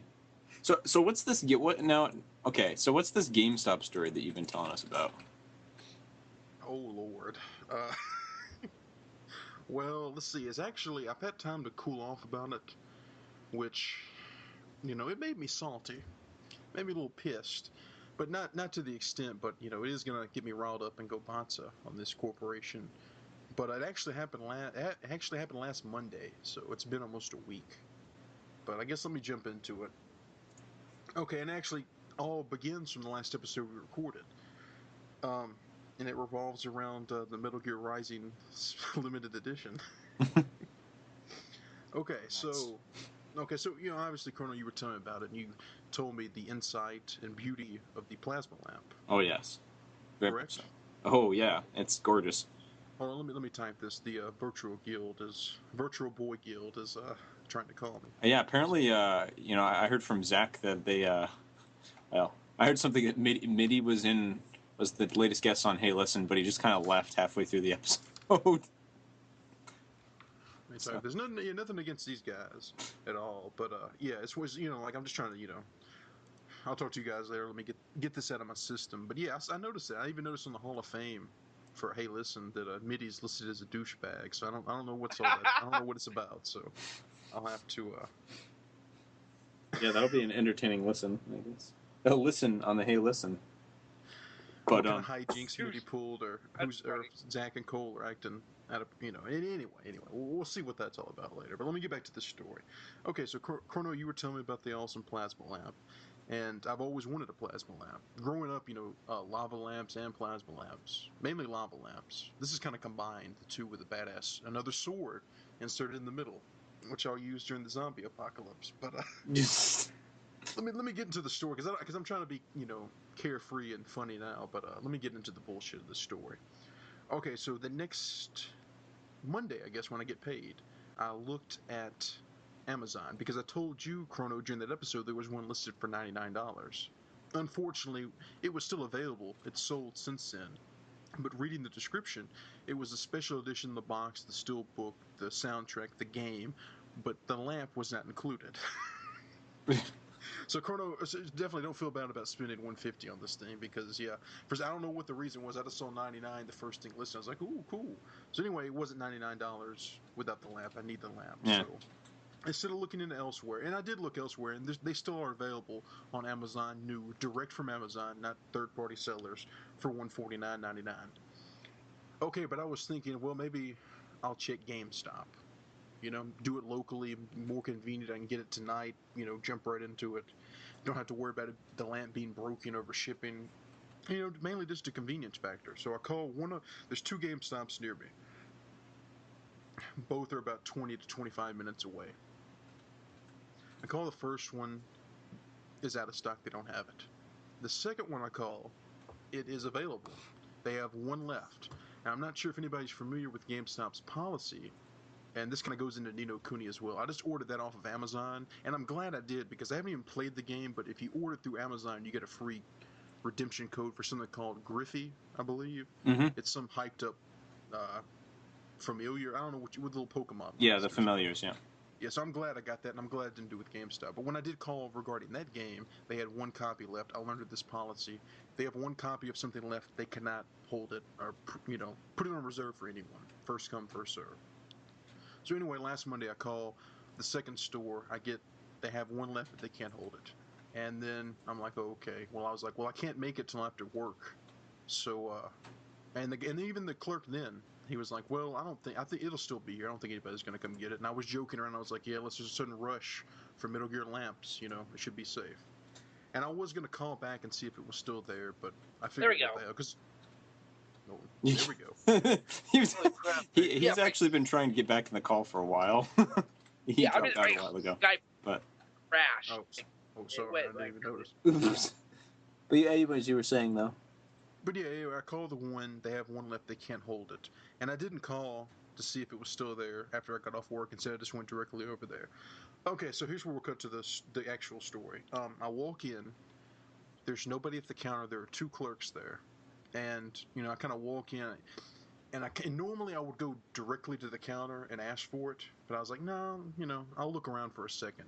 And the reason I wanted to look around was for Xenoblade Chronicles, because everybody knows that was, you know, that's rare. I think it's rare because it was only a limited release. GameStop was only people to carry it. Plus, you know, you guys know about the prices now. So I figured I would go look at the Wii game, see if they had a copy. And I'm very glad I did, because I walk to the left of the counter, which is the Wii games, and I look forward, don't see anything, but then I glance to the right, and I see the two clerks, I can see behind the counter. And I still see the Metal Gear box just sitting there by one of their feet. And I'm like, okay, I look at the top, you can see the PS3 kind of stripe going across. I'm like, yes, okay, they still got it. So then I woke up to the counter. I was like, and I could tell by the voice it was the same clerk I talked to earlier. And I was like, hey, yeah, I called earlier about the Metal Gear Rising lamp, special edition. And he was like, oh, we sold it. What? I'm just gonna let that sink in for a second, guys. And I was like, oh man, really? He's like, yeah, somebody came in and got it earlier. I'm like, okay. He's like, well, I can get you another one, blah blah blah. I was like, no, let me look around a little bit more. So I know what I'm getting into now, and I know how they're playing these games. So like, then I walk back to the Wii titles, just to look for nothing, just to see if the game would still be there, because I've obviously seen it. So I walk back over there and look at the Wii games, and then glance back to the right. The game had already been kicked under the counter out of my sight. And I look back up, and this was like literally, I did it quick, so they only had like 10, 15 seconds to react. Right? Oh, wow. So I look back over there, I see the game's missing. Didn't see it at all, didn't see where they had kicked it, but I see it's missing now, and that both clerks are laughing. And the one I spoke to was kind of looking at me, because they were trying to keep it sly and be all mischievous about it, so I wouldn't see it, but they were still kind of giggling about it. So then I walk back to the counter, and the guy notices my pullover, because it's cold this time of the year, and it relates to the place I used to work for.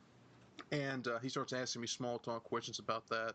Oh, you work there, blah, blah, blah. I'm like, yeah. He's like, well, what do you do? And I kind of answer him, and then briefly. And then I just flat out I go, yeah, did you really sell the game? Just flat out. And he was like, yeah. He's like, yeah, sorry.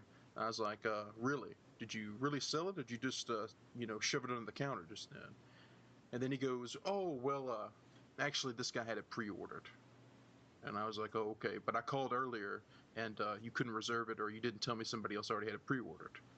And he was like, he started doing something. He's like, well, we can get you another one. And I was like, at that point, I was already pissed. All right. And another thing to stress is at that point, there were other people in the store, and an older black gentleman and his two young sons. They had, found their purchases. They got started in a line behind me. So just out of spite, I was like, okay, when can you get the next one? Because full knowing if I'm gonna buy this game, it's gonna be through Amazon. Now, it's not gonna. I'm not gonna wait. I wanted to see how long they would make me wait, and he said we'll have one in Monday, which would be tomorrow, as of now, a full week. And I just go, I just flat out, I just go, don't worry about it, and just walked off, because I was pissed, man. Because even if I would have depended on these people, GameStop, to do this copy, I mean, to reserve me another copy and get it sent to the store, I would have to answer all these stupid ass questions. What's your phone number? What's your email address? Do you want to reserve anything? What's your blood type? What's your hair color? All this kind of bullshit. Even if I wanted to, and I was like, I'm not even going to hold these people behind me up. So I just walked out. And then I drew the line at that point. I'm no longer doing business or stepping foot in a GameStop again, ever. Wow. I might make an exception if I have like a family member, like a young nephew, cousin, or possible kids in the future. If they desperately want to go to GameStop and get something, I'll make the exception for them. But for me, they lost my business because, I mean, shit, that was the whole point, convenience. GameStop. Right.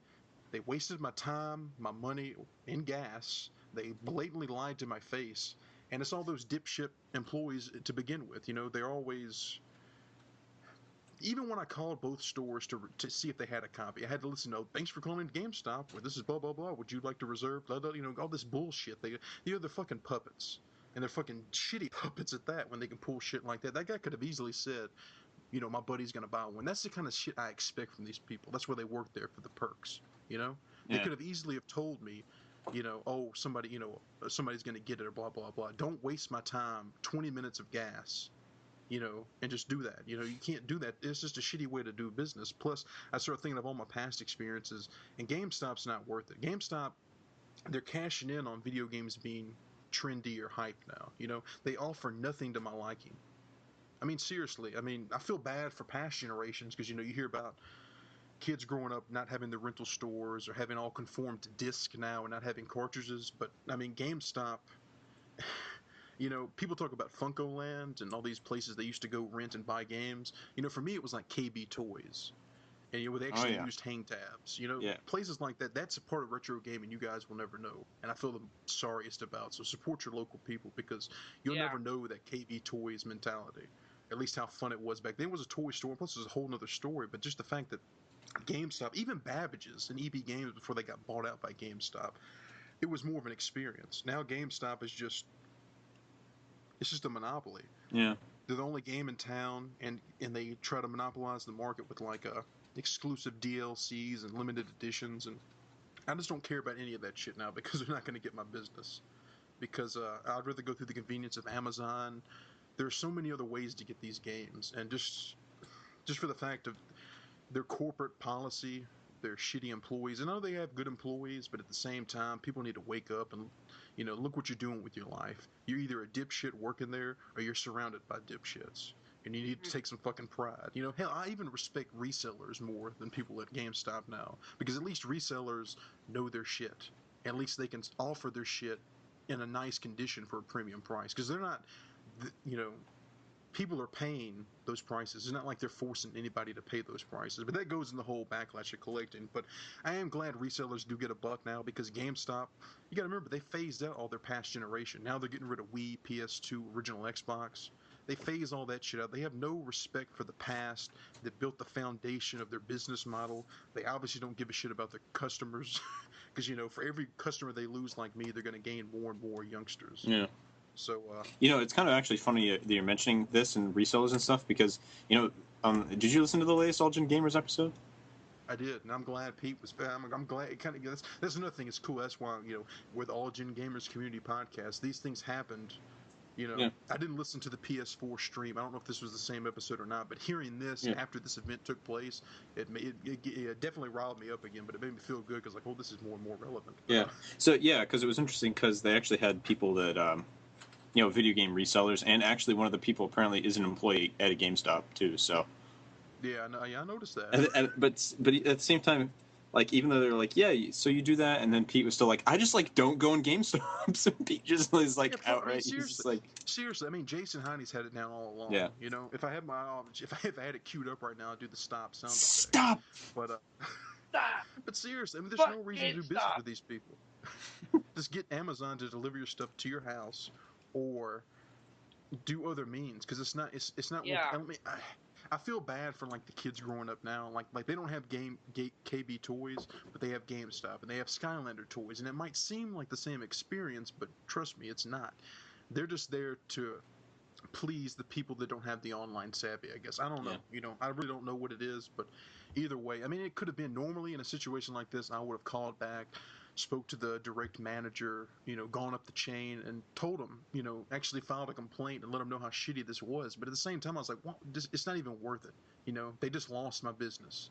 And this is, like I said, I was going to make this on a YouTube video and say a lot more choice things that I've forgotten. But but yeah, I just want to throw it out there, and just people need to wake up, and there's no reason to keep throwing money at that wheel, so to speak. Yeah.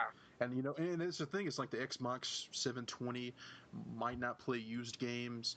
The PS4 might be digital only. And now I'm embracing those things, because people are surprised. Oh, the Xbox 720 might not play used games. That seems like a big deal now, but in the past 2 or 3 years of the community, we've discussed this many times on the podcast, the future of gaming and how it will go digital. We know it's coming. It needs to come sooner to drive these fuckers out of business. That's the way I feel now, because I mean, honestly, what's going to come now, and it's going to piss me off even more. Here's the lack of respect I have for this company now. It's because, okay, they're doing iPods, iPads, they're doing Apple products now. I think Jason Heine commented on that this last episode, and in the past as well. They're trying to. It's a smart business move for GameStop to stay alive. But on the same token, it's kind of pathetic, because think about when the PS3 and the Wii U and all that stuff phases out, and they've already talked about bringing retro games back. It's pathetic that they're going to bring that in. And I'm so glad once they phased them out, like Nintendo, Super Nintendo, Genesis, when they phased all that shit out, it went online, and then resellers were able to, the whole collecting, it all went up in value. And that's why I'm glad GameStop never got a piece of that action. They had, it wasn't worth it to them, so they got rid of the past that built their fucking legacy. Everything they bought out, like WWF, in a more negative way. Pegasus will get that. Yeah. But But yeah, like buying up territories. Yeah. But yeah, I mean, there's no reason for this shit. I mean, even look at the point systems. You know, the point bullshit. Besides the pre-orders, every fucking time they come in there, oh, you know, if you got a card, you need your points. Look at their retro gaming on their website. I haven't looked at it in a while, but I remember when they were offering retro games, because remember they were going to offer them online and then possibly back into retail stores. Yeah. The amount of points they were asking for certain titles was ridiculous. Hundreds and hundreds of dollars you'd have to spend to get enough points to do so. Yeah, I know. People need to wake up. It's just a fucking machine. They don't deserve your money at all. At this point, because like I said, they're just leeching off the thing, and like, you know, power to the players. I mean, give me a fucking break. Fuck you. That's just that, yeah. man. Fuck it. Seriously, yes. Yeah, I mean, like, well, I know it's hard for me to just completely stop going. As much as I dislike it, it's just hard for me to stop going, just because it's like a monopoly, and sometimes I don't know. Sometimes I don't want to wait, and I kind of want to just get the game and have it, not wait for Amazon. But I guess I need to start being more patient that way. Well, I don't know how you all like a credit account or a debit card or whatever. Yeah, I do. But Amazon usually you can get better deals. Yeah, I know. And yeah. Just trust me, just wait out. Well, you could do like Pete does. You can get like a Amazon. In fact, Chrono, you need to be doing this anyway because you're a college student. You can get Amazon Prime for free. I already did it. You get all your ship. Okay, so you can get your shipping for free. Plus, even if you don't have that, or I think it's like 1 day shipping is like $4 per item. Because I was gonna let you kind of say your piece, Botza, because I did order Chrono Trigger for the DS from Amazon.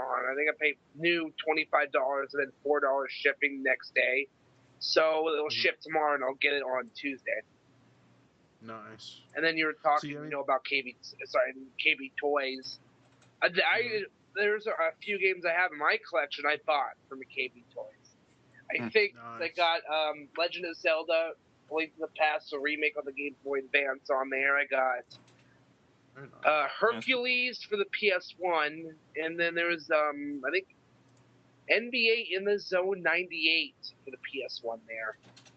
So I've gotten a few games from there. Nice. Yeah. But yeah, I mean, I loved KB was the closest thing I had to like a legit video game operation. But even when I would travel, going to my grandmother's family members as a kid, there were other video game stores in a mall. Chrono, you all right? Yeah, you got there for a sec. I was like, You're back. So it's all good. Chrono, I mean, Amazon.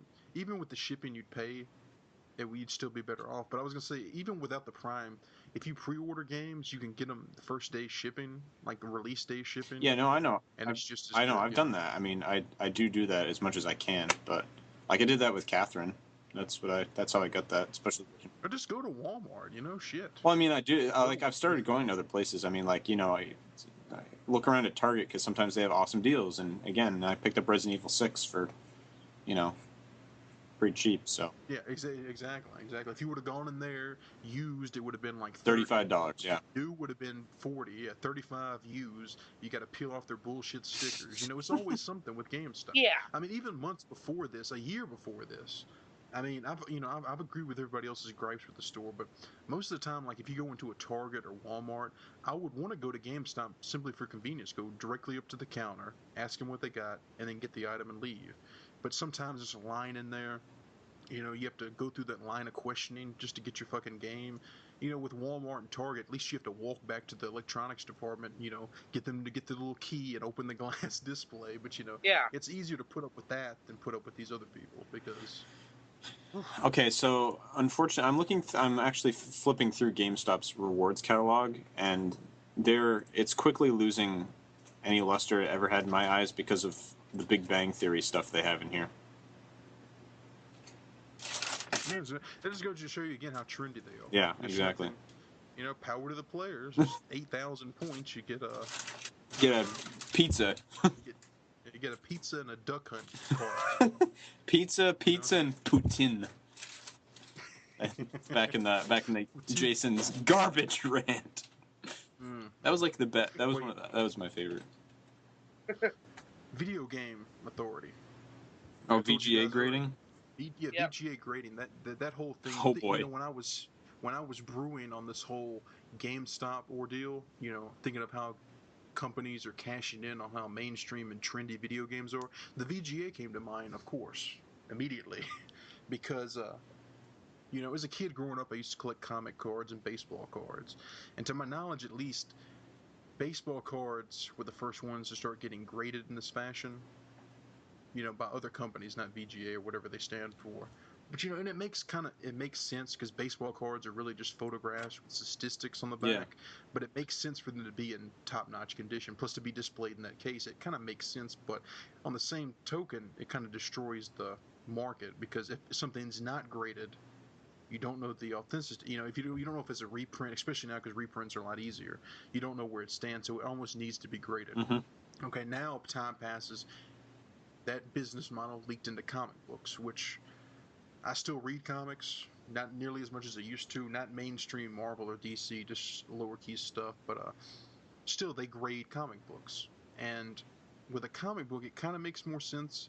No, it kind of makes less sense. Excuse me. It makes sense for it to be protected and to be graded and everything, but at the same time, it's sealed in a case. You can't read the book any longer. And if you had a book in pristine condition, you wouldn't want to read it anyway. But at the same time, the fact it's in a case and you don't have a choice besides breaking the case, that just doesn't seem right. That leads into video games, sealed games being graded, being put in those cases. That's the thing, video games compared to other hobbies, you play the games, you look at the cards, you read the books, you get a lot more out of video games. And as cool as sealed games are, look, I guess the whole point I'm making is VGA is just a case company. And I sent John Gamestop a message on Facebook after he got that sealed Ocarina of Time Gold Edition 64. You guys know the 64 game Zelda he has sealed. This isn't that was crazy. Yeah. Yeah. Oh yeah. I was super jealous about that. But I sent him a message. I was like, look, man, I'm not saying get it graded. In fact, I recommend not getting it graded. But VGA sells cases that you can just insert the game in. They look very nice, because they are very nice cases. But there's no reason to get it graded. Unless you plan on reselling it, which I know he's not going to. That's awesome. That's, like a gem of a collectible right there. But you need to at least get it in a case. So, and that's the whole point. It's like they're just a case company. That's nothing more, nothing less. Just put your stuff in a case and don't get it graded because it's just going to fuck things up. And here's where the integrity part comes in. Okay.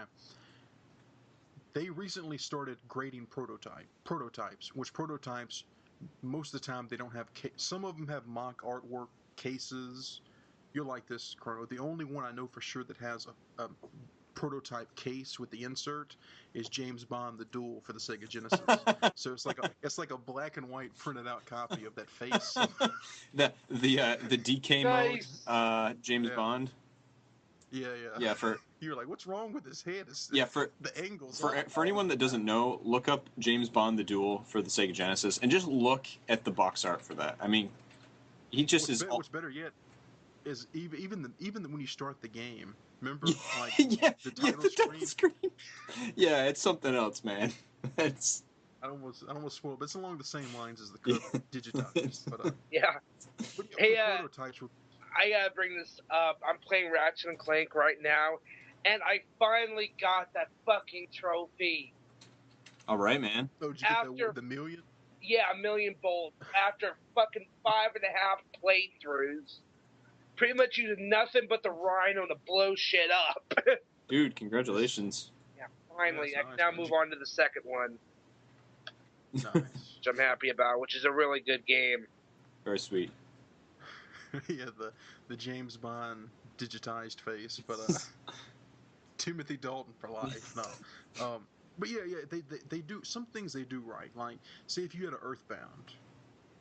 Well, never mind. They don't do this right. Okay, put it this way. I'm saying is, for prototypes, it's usually just the cart only. And they've been grading prototypes. So they'll put it in a custom case, snug, fitted accordingly for the cart. Let's say a Nintendo cart. And at the top, they list all the information, but they give it NA for, it's not available, it's not graded. They just encase the prototypes. On the same token, people, you can contact this company to make custom cases for you, I mean, hell, this is just being observant. If you've ever watched Pat the NES Punk and James Rolfe, the World Championship, Nintendo World Champion Gold Cart video, yeah, you can see clearly that that's how Pat That's how he protects these games in custom VGA cases. They're not graded, but they have the slide out bottom. And I've even ordered a custom one because, you know, like I said, the biggest purchase I made was Snatcher for the Sega CD in good condition.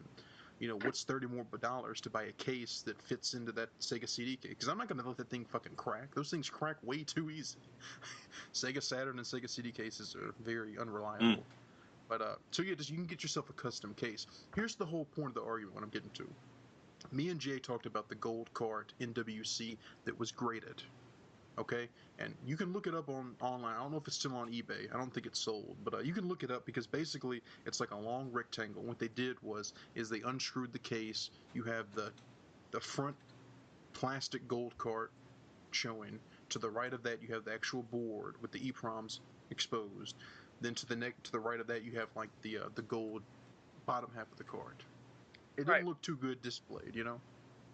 And they actually gave it a grade. They gave it an 85 instead of non-available. You know, it makes you depend on these people.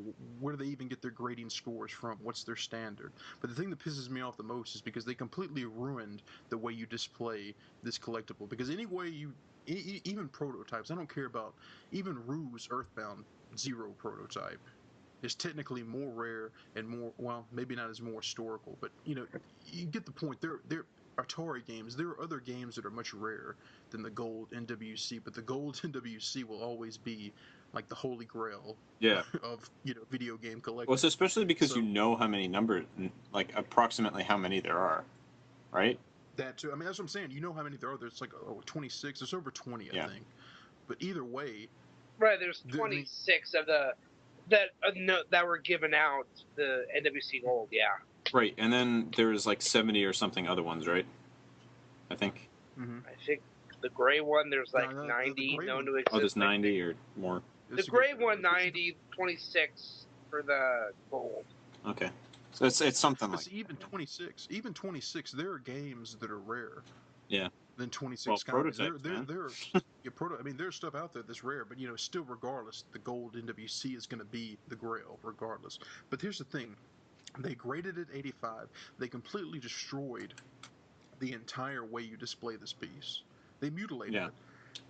You know, if you're going to display it, you want to display it properly and proudly. Maybe just in a regular case like Pat did, but the fact they broke it up like that is just insulting. Yeah.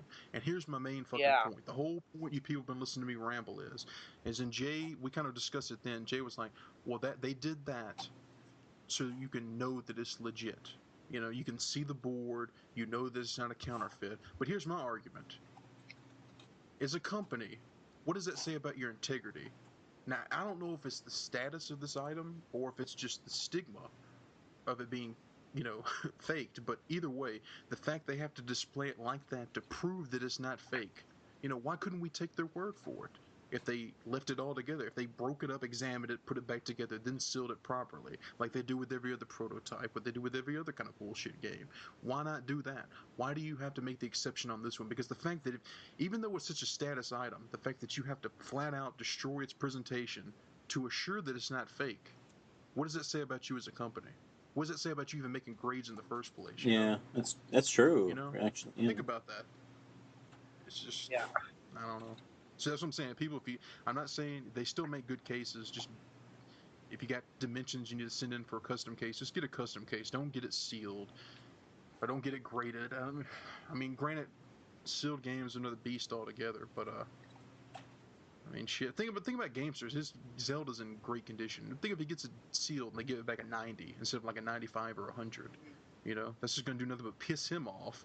And in the event he ever resells it, which I know he's not going to, but you know, it's one of those things that's going to fuck everything up. I mean, you know? And I know people have said that they've like sent in something, get a score, they send it back in the same exact condition, and they get like a higher score on it. So it's like there's no consistency with the grading as well. No, there isn't. And plus, I know there's people out there that buy. I've seen YouTube videos in the past where people were like buying SpongeBob games for like Wii and GameCube and sending them in and getting them graded like 95 gold. And sure, that's a great rating, but you know, shit, it's a GameCube game that nobody really wants. SpongeBob game. It's fucking SpongeBob. Yeah, what the fuck? It's just. Yo, man, here's my SpongeBob prototype cart thing with 39 VG grading times I spent with it. Here it is. It's got 95 twice, but it's 94 every other time. So that must mean it's 90. People don't need to be fooled by it. They don't need to care about what this company grades it as or how much more important it is graded, even if it's a shitty game, because at the end of the day, it's like, it's just a case. That's all it is. Yep. And the fact that this has such an impact on the market, like I said, resellers are one thing. VGA, that's a whole other beast that I don't agree with. It's like for cases like this, like the stuff I'm passionate about, like the GameStop story. We're not passionate about GameStop, just trying to get people to wake up on their I'm passionate for your hatred for GameStop. Yeah, is what you are. Seriously, because I mean, I'm going against them now. Like now, I will actually put forth effort. Full out war. If they start carrying retro games in store, I'm going to be more vocal and try to get them, do them. Go to the store and troll. Be like, it's not even. Hey, do you know what this game is? That's Super Mario Brothers 3. When did that come out? I mean, Chrono, I don't even know what episode it was on, but a long time ago. Remember, I went in there and I bought something, and I bought Punch-Out for the Wii, the greatest hits, the $20 one. And this was around the time Wind Waker hadn't came out. Not Wind. I always call Skyward Sword Wind Waker. Yeah. Shit. Skyward Sword. Remember the guy was like, "You want to pre-order Skyward Sword?" Because I was buying a Wii game. I was like, "Nah, I'll be fine." Oh, you're not a big Zelda fan. Fuck it. It's one thing to go in there and have to listen to their bullshit, their hipster conversations, like they know everything. But that didn't even bother me too bad. Yeah. But the fact they would take the fuck you damn dipshit. Another guy blatantly lying to my face. I called him out on it. He was all blushing, getting all nervous, turning red. I could have gone full out Larry David on and given him a staring contest, but I was getting riled up, and plus, like I said, there were people behind me. I wasn't gonna make an ass out of myself in front of these kids. Plus, I wasn't gonna waste my time or theirs. Where even if I did want to reserve it, oh, what's your phone number? Blah blah blah, and Yeah. All the random questions. What's your phone number? What's your favorite game? Where do you live? Your hair color, the size of your beard, what size of your penis. Did you wear? Yeah. That's what I thought you were gonna say. Did you wear last? Like all kinds of random bullshit, man. What's your father's maiden name? Your mother's maiden name. Yeah. And go in there one time, they're going to shove a USB cord up your ass and give you a retinal scan. It's going to be all handprint identification. Fingerprint, penis size, and god damn. Oh. It's just, I mean, I feel bad because that's what I'm saying, Chrono. Like, I don't want to put you in the same ballpark as little kids, but little kids are more accustomed to going there. And that's not, I mean, that sounds horrible, but I'm saying, like you were saying, it's easier for you to go in there and get the stuff same day. That's what I'm saying. It should, what they offer, besides ruining the market and pushing out the retro stuff, making it go online, make a premium go online. Besides doing that, they offer all this pre-order bullshit, like Colonial Marines. I can't play as Hudson. I can't play as Bill Paxton because I didn't pre-order it from GameStop. There's no reason I should be. Even Ghostbusters, the video game, the one I love so much, online, the multiplayer, there were several skins you could only get if you pre-ordered the game, which I didn't. So it sucks that I have to miss out on stuff like that. It sucks they force people to go to their business. And like I said, they really offer nothing new. I could go into their ridiculous trade-in values, how much they resell those games for, their stupid ass stickers. Like I said, I go through all these things. The point of the matter is, it's gotten to the point where that place should be all about convenience, but there's nothing convenient about it. Even the times I want to do business and help out locally, like Metroid Prime Trilogy, they have copies in there at those two stores. It comes in the steelbook case. They're offering $69 for it. Sure, I wouldn't mind bringing in some games I don't play anymore, knocking down the price, trading it in, but it doesn't even come with the slipcover. That's not there. The instructions, you can open them up and look at them. They're all dirty and mangled up. Plus, the steelbook has dents in it. Dents. And they're still asking $70 for a fucking dented up, regardless of rarity. Yeah. See, this is the thing that always bothers me is that sometimes I go in there and it's like, like a copy of who knows? I don't even care what. It doesn't even matter what it is. But you go in there and you're like, oh sweet, they got a copy of it, and then the cover looks like a dog's chewed on it, like the plastic's ripping off, like for all you know, they peed and came on it. I mean, I don't even know. Like it's just ridiculous. I mean, oh, I'm proud of you. Came on it. Yeah, there you go. I mean, it's just it's ridiculous how people treat their games. But then what's worse is that they try to sell those to you. I mean, it's just. Here's another story right here. I just thought about this one, and I'm pretty sure I might have mentioned on the podcast. I really don't know, but it's another point, and definitely people will relate to this story because I know all Gen gamers, they've mentioned the same thing several times. And this is another straw that broke the camel's back. And I know I'm rambling about GameStop, but seriously, people, you need to try to do your business elsewhere because they don't give a shit about you, and they never will. Okay, Code of Princess for the DS or 3DS. I don't know if I told you guys the story, but I went in there to buy it. And again, a convenience factor. It was around the time it was released. It was around the time Metal Jesus was talking about Wii games, going in there, getting, buy one, get one half off, all these bargains. Again, convenience. So I go in there, I'm looking through the Wii games. There really wasn't anything in there. I'm pretty sure I got Nights into Dreams for the Wii, and it was like $2.99. And that's a good deal. I mean, the game is not that good. It's not that bad, but it's just the controls. Even if you're using the analog nunchuck or if you're using the motion, it's an acquired taste, and especially compared to playing the Saturn one. I haven't looked at it again, but I'm not going to complain about it because I only paid $2.99 for it. Long story short, I go up to the cash register. I didn't see Code of Princess. I asked the guy, do you have any copies of Code of Princess for the 3DS? I kind of explained what it is, explained that it came in like a box, collector's edition, with a soundtrack, blah, blah, blah. And he was like, oh, yeah, we got one left. And this is literally, this has happened to me. I would honestly say 7, possibly 8 out of the past 10 purchases I've gone in there new for. It's always, if you got a copy, yeah, we got one left. And they go and they grab the one that everybody touched and looked at off the shelf with a sticker on it. They go in the little fucking drawer, they pull out the little slip key, little case, and they put it back together and they give it to you. That's not a new game by my definition, but you still got to pay full price. I don't even get the $5 used discount. But yeah, basically they have Code of Princess like that. So there was a sticker on the box. Luckily this thing was so new, it was easy to get the stickers off. I make the purchase, I go out to the car. I'm just happy I got the game and the soundtrack. But when I get out to the car, luckily I had the foresight to open it up and look at it because it felt a little light. What it was is they included the soundtrack little booklet, and the game came in like a loose CD case. Those little plastic, the plastic circle and the paper envelope CD cases. The game was thrown in there. The actual clam closed case wasn't in the box. So I was like, maybe. I was like, I didn't even catch it when they were ringing it up and we were talking. I was just glad they had the soundtrack, the box, the game, everything else. So I have to go back in there, take my receipt, talk to the same guy, and explain to him, like, look, I just bought this, and it didn't. I'm trying to explain it didn't have the actual case, and it was sitting right there on the counter. I could see it. I had to explain it to 3 different employees before they finally gave it to me. Again, it goes back convenience, people. Convenience. Even to the notion where you've gotten a sticker in there that is, rubbed off the wrong way. But yeah, that's it. I'm done with GameStop. I'm done with talking about them. Let's move on. Rubbed off the wrong way, okay. They didn't rub him the right way. That's yeah.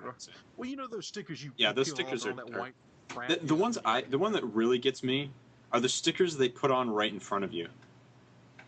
Like there was this one time, I think I was buying the Halo remake, anniversary remake, 10th anniversary remake thing for the Xbox. And, I was in there and I, bought it, and the guy's like, yeah, I'm really sorry, but we have to do this. And they like take the sticker out and they, put it on. And I'm like, well, did you really have to do that? What?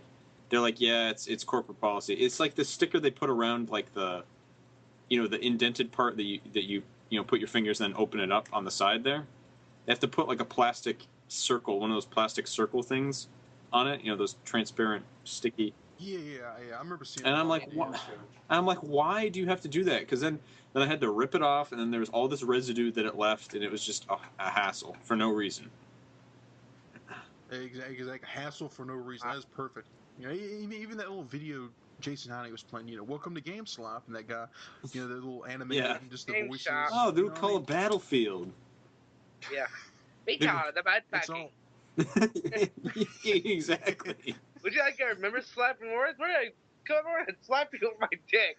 Yeah, it's like, it's real simple. I just get out on the counter and slap you in the face with my dick. It's a great deal for anybody. And it's people just need to. They're gonna get you sooner or later. I mean, I'm just trying to help, just trying to save time now. Look out for you. But yeah, if you guys hear on the news of any like GameStop massacres in the southeast, it's probably you. Like employees being beaten and the police find them and they're tied up and their GameStop stickers over their eyelids. Just don't think of me. It wasn't me at all. The stickers over their eyelids. Stickers it's over like, their eyelids. But you need to like find like the really cheap ones. Like here's like a Madden NFL like 06, sticker on there, and a. Madden 06 and Sonic 06. Oh, shit. Oh, man. Anything else you guys want to go over? I mean, I think that pretty much is it. It's just, it was really unfortunate that we clipped off the end of that dash, That sucks, and hope to have you on in the future, though. Even the first time Zombo was on it, I wasn't even here and get to talk to him. Right. So. Plus, again, like I said, I really appreciate all the kind words, guys, but it's not going to be like one of those things where I'm gone months at a time. So, it is kind of funny that I already pop up this quick, like you were saying, Chrono. but yeah, it's not going to be like that. It's sooner than later. Alrighty, sounds good.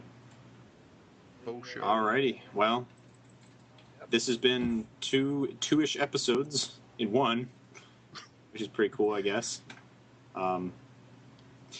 It was great, though. Me and Dash had talked a little bit about visual novels a little bit, so... Oh, yeah. So, yeah. Did you get to make up... I did. Talk for that? I did a little bit, yeah.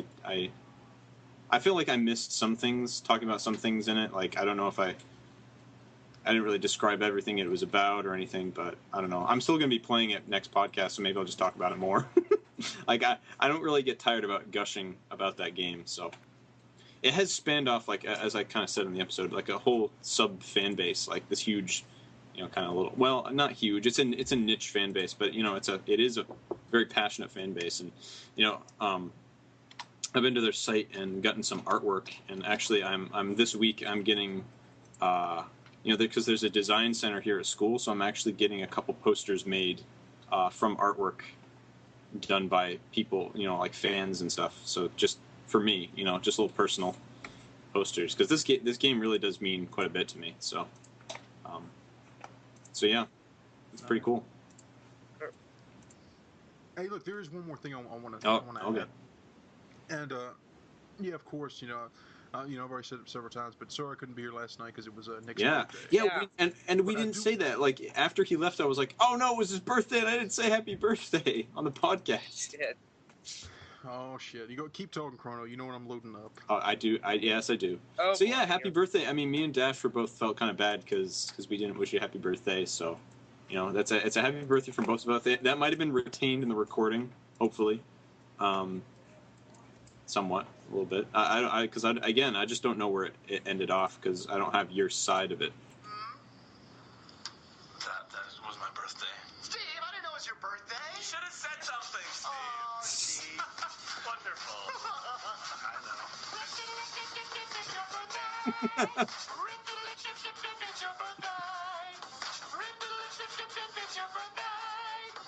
All right, enough of that. It's your birthday. But no, there is something I seriously wanted to bring up, though, and that is an apology, Nick, because a lot of the times, you guys know, it's like, put it this way, it's like, you guys know how much I can ramble, like I did tonight. Yeah. And that's part of the whole thing about, like... It's just like, oh yeah. I love it. Oh yeah. But you see, that's the thing. It's like, I have fun doing this, but at the same time, if we're going to keep this going with the community, plus the newer, because you guys know, obviously, you don't care as much about the newer stuff, right? And not that that's a knock against it, but I'm saying I can't be as informative and bring what you guys can bring to the table, like the tales, like when you were on Hey Listen with Rusty and Zach, right. Chrono. That was a great episode. But at the same time, like, I know nothing about that series. No offense, not really interested in it. But so stuff like that. It's hard for me to get into. And not a knock against him. That's the whole point. Yeah. I'm what you call a textbook sardonic introvert. That makes any sense to all you scholars out there. But anyway, the point is of course, one of the famous rants I'll go on is the Model 1 Sega Genesis, and like. Just how is there, looking back, the historical aspect how much of a sound machine, computer system, everything wrapped into one, but most importantly, is a piece of art. You know, the original Nintendo, NES, and Sega Genesis have a distinct look to them. And they're like art to me. You know, I take this shit very seriously. That's why the Model 2 Genesis I don't care for, and the Model 2 top-loading NES I don't care for. And I know I've given Nick shit in the past about the dog bone controller. And that's what I want to clear the air about, because especially with dog bone, yeah. With the Model 1 Sega Genesis, it's all about the art and style and the console itself. You know, with the NES, it mainly goes to the controller. I mean, you guys can see how 80s and how that essence, that art and the NES controller and the Model 1, to me, it's very obvious, and I really love it. But with the Model 2, I give the dog bone controller shit because, you know, top-loading aspect to the controller being shaped like a Super Nintendo controller, but only having two, you know, A and B, and not having all the buttons, and it being like a watered-down, you know, visual. You know, I don't agree with it visually, but then again, I have to admit, you know, from comfort standpoint and from gameplay, which is what it's all about, that is an awesome controller. So, Nick, I know I've given you a hard time with the doggone controller, so I apologize for that. Oh yeah.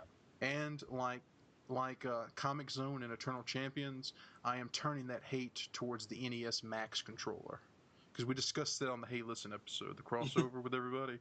And yeah, that controller, that controller rightfully deserves backlash. So, and I know a lot of people like Pat the NES Punk, they actually prefer to use that controller. But for me, I've just never been a fan. So yeah, dog pound for life. Oh goodness. Let me get the DMX on my phone loaded up. Oh, it was just that quick. Oh yeah. This is the fucking shit I be talking about. Yeah. Half-rapping ass motherfuckers. You think it's a game? You think it's a fucking game? Come on. What in the world? This is.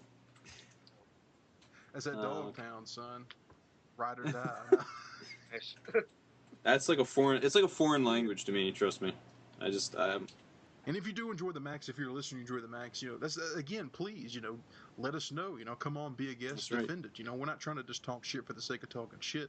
It's just the fact that it's the D-pad on that or the D circle, whatever. I've just, you know, I don't know, and I've just been given the dog bone shit, which it didn't deserve. So anyway, I'm done rambling. You want to wrap this? I'll wrap it. I mean, I usually do wrap it, right? Yeah. Yeah. So as I kind of said at the end of the. But again, and now I'm repeating myself. But anyways, yeah. So the last episode, unfortunately, this episode that this is being tied to, ended oddly because of weird recordingness. But yeah, yeah, it's gonna go up on iTunes soon, hopefully. LMG just needs to get me some of the information, and then we can start getting. Well, I think we should start getting older episodes up first before we get newer ones up. But as soon as we find out the process, you know, all this stuff will be going on there, and then hope you know all this YouTube stuff will be gone. So it'll be back. So yeah, it'll be good, and so yeah, stay tuned for more from our wacky adventures on the Users Podcast. We've got more guests in the future. Hopefully, maybe introducing some segments in the future, and you know, me and Pegasus will be back to hopefully, you know, give some rousing discussion going with a guest. So a rousing discussion. Yes.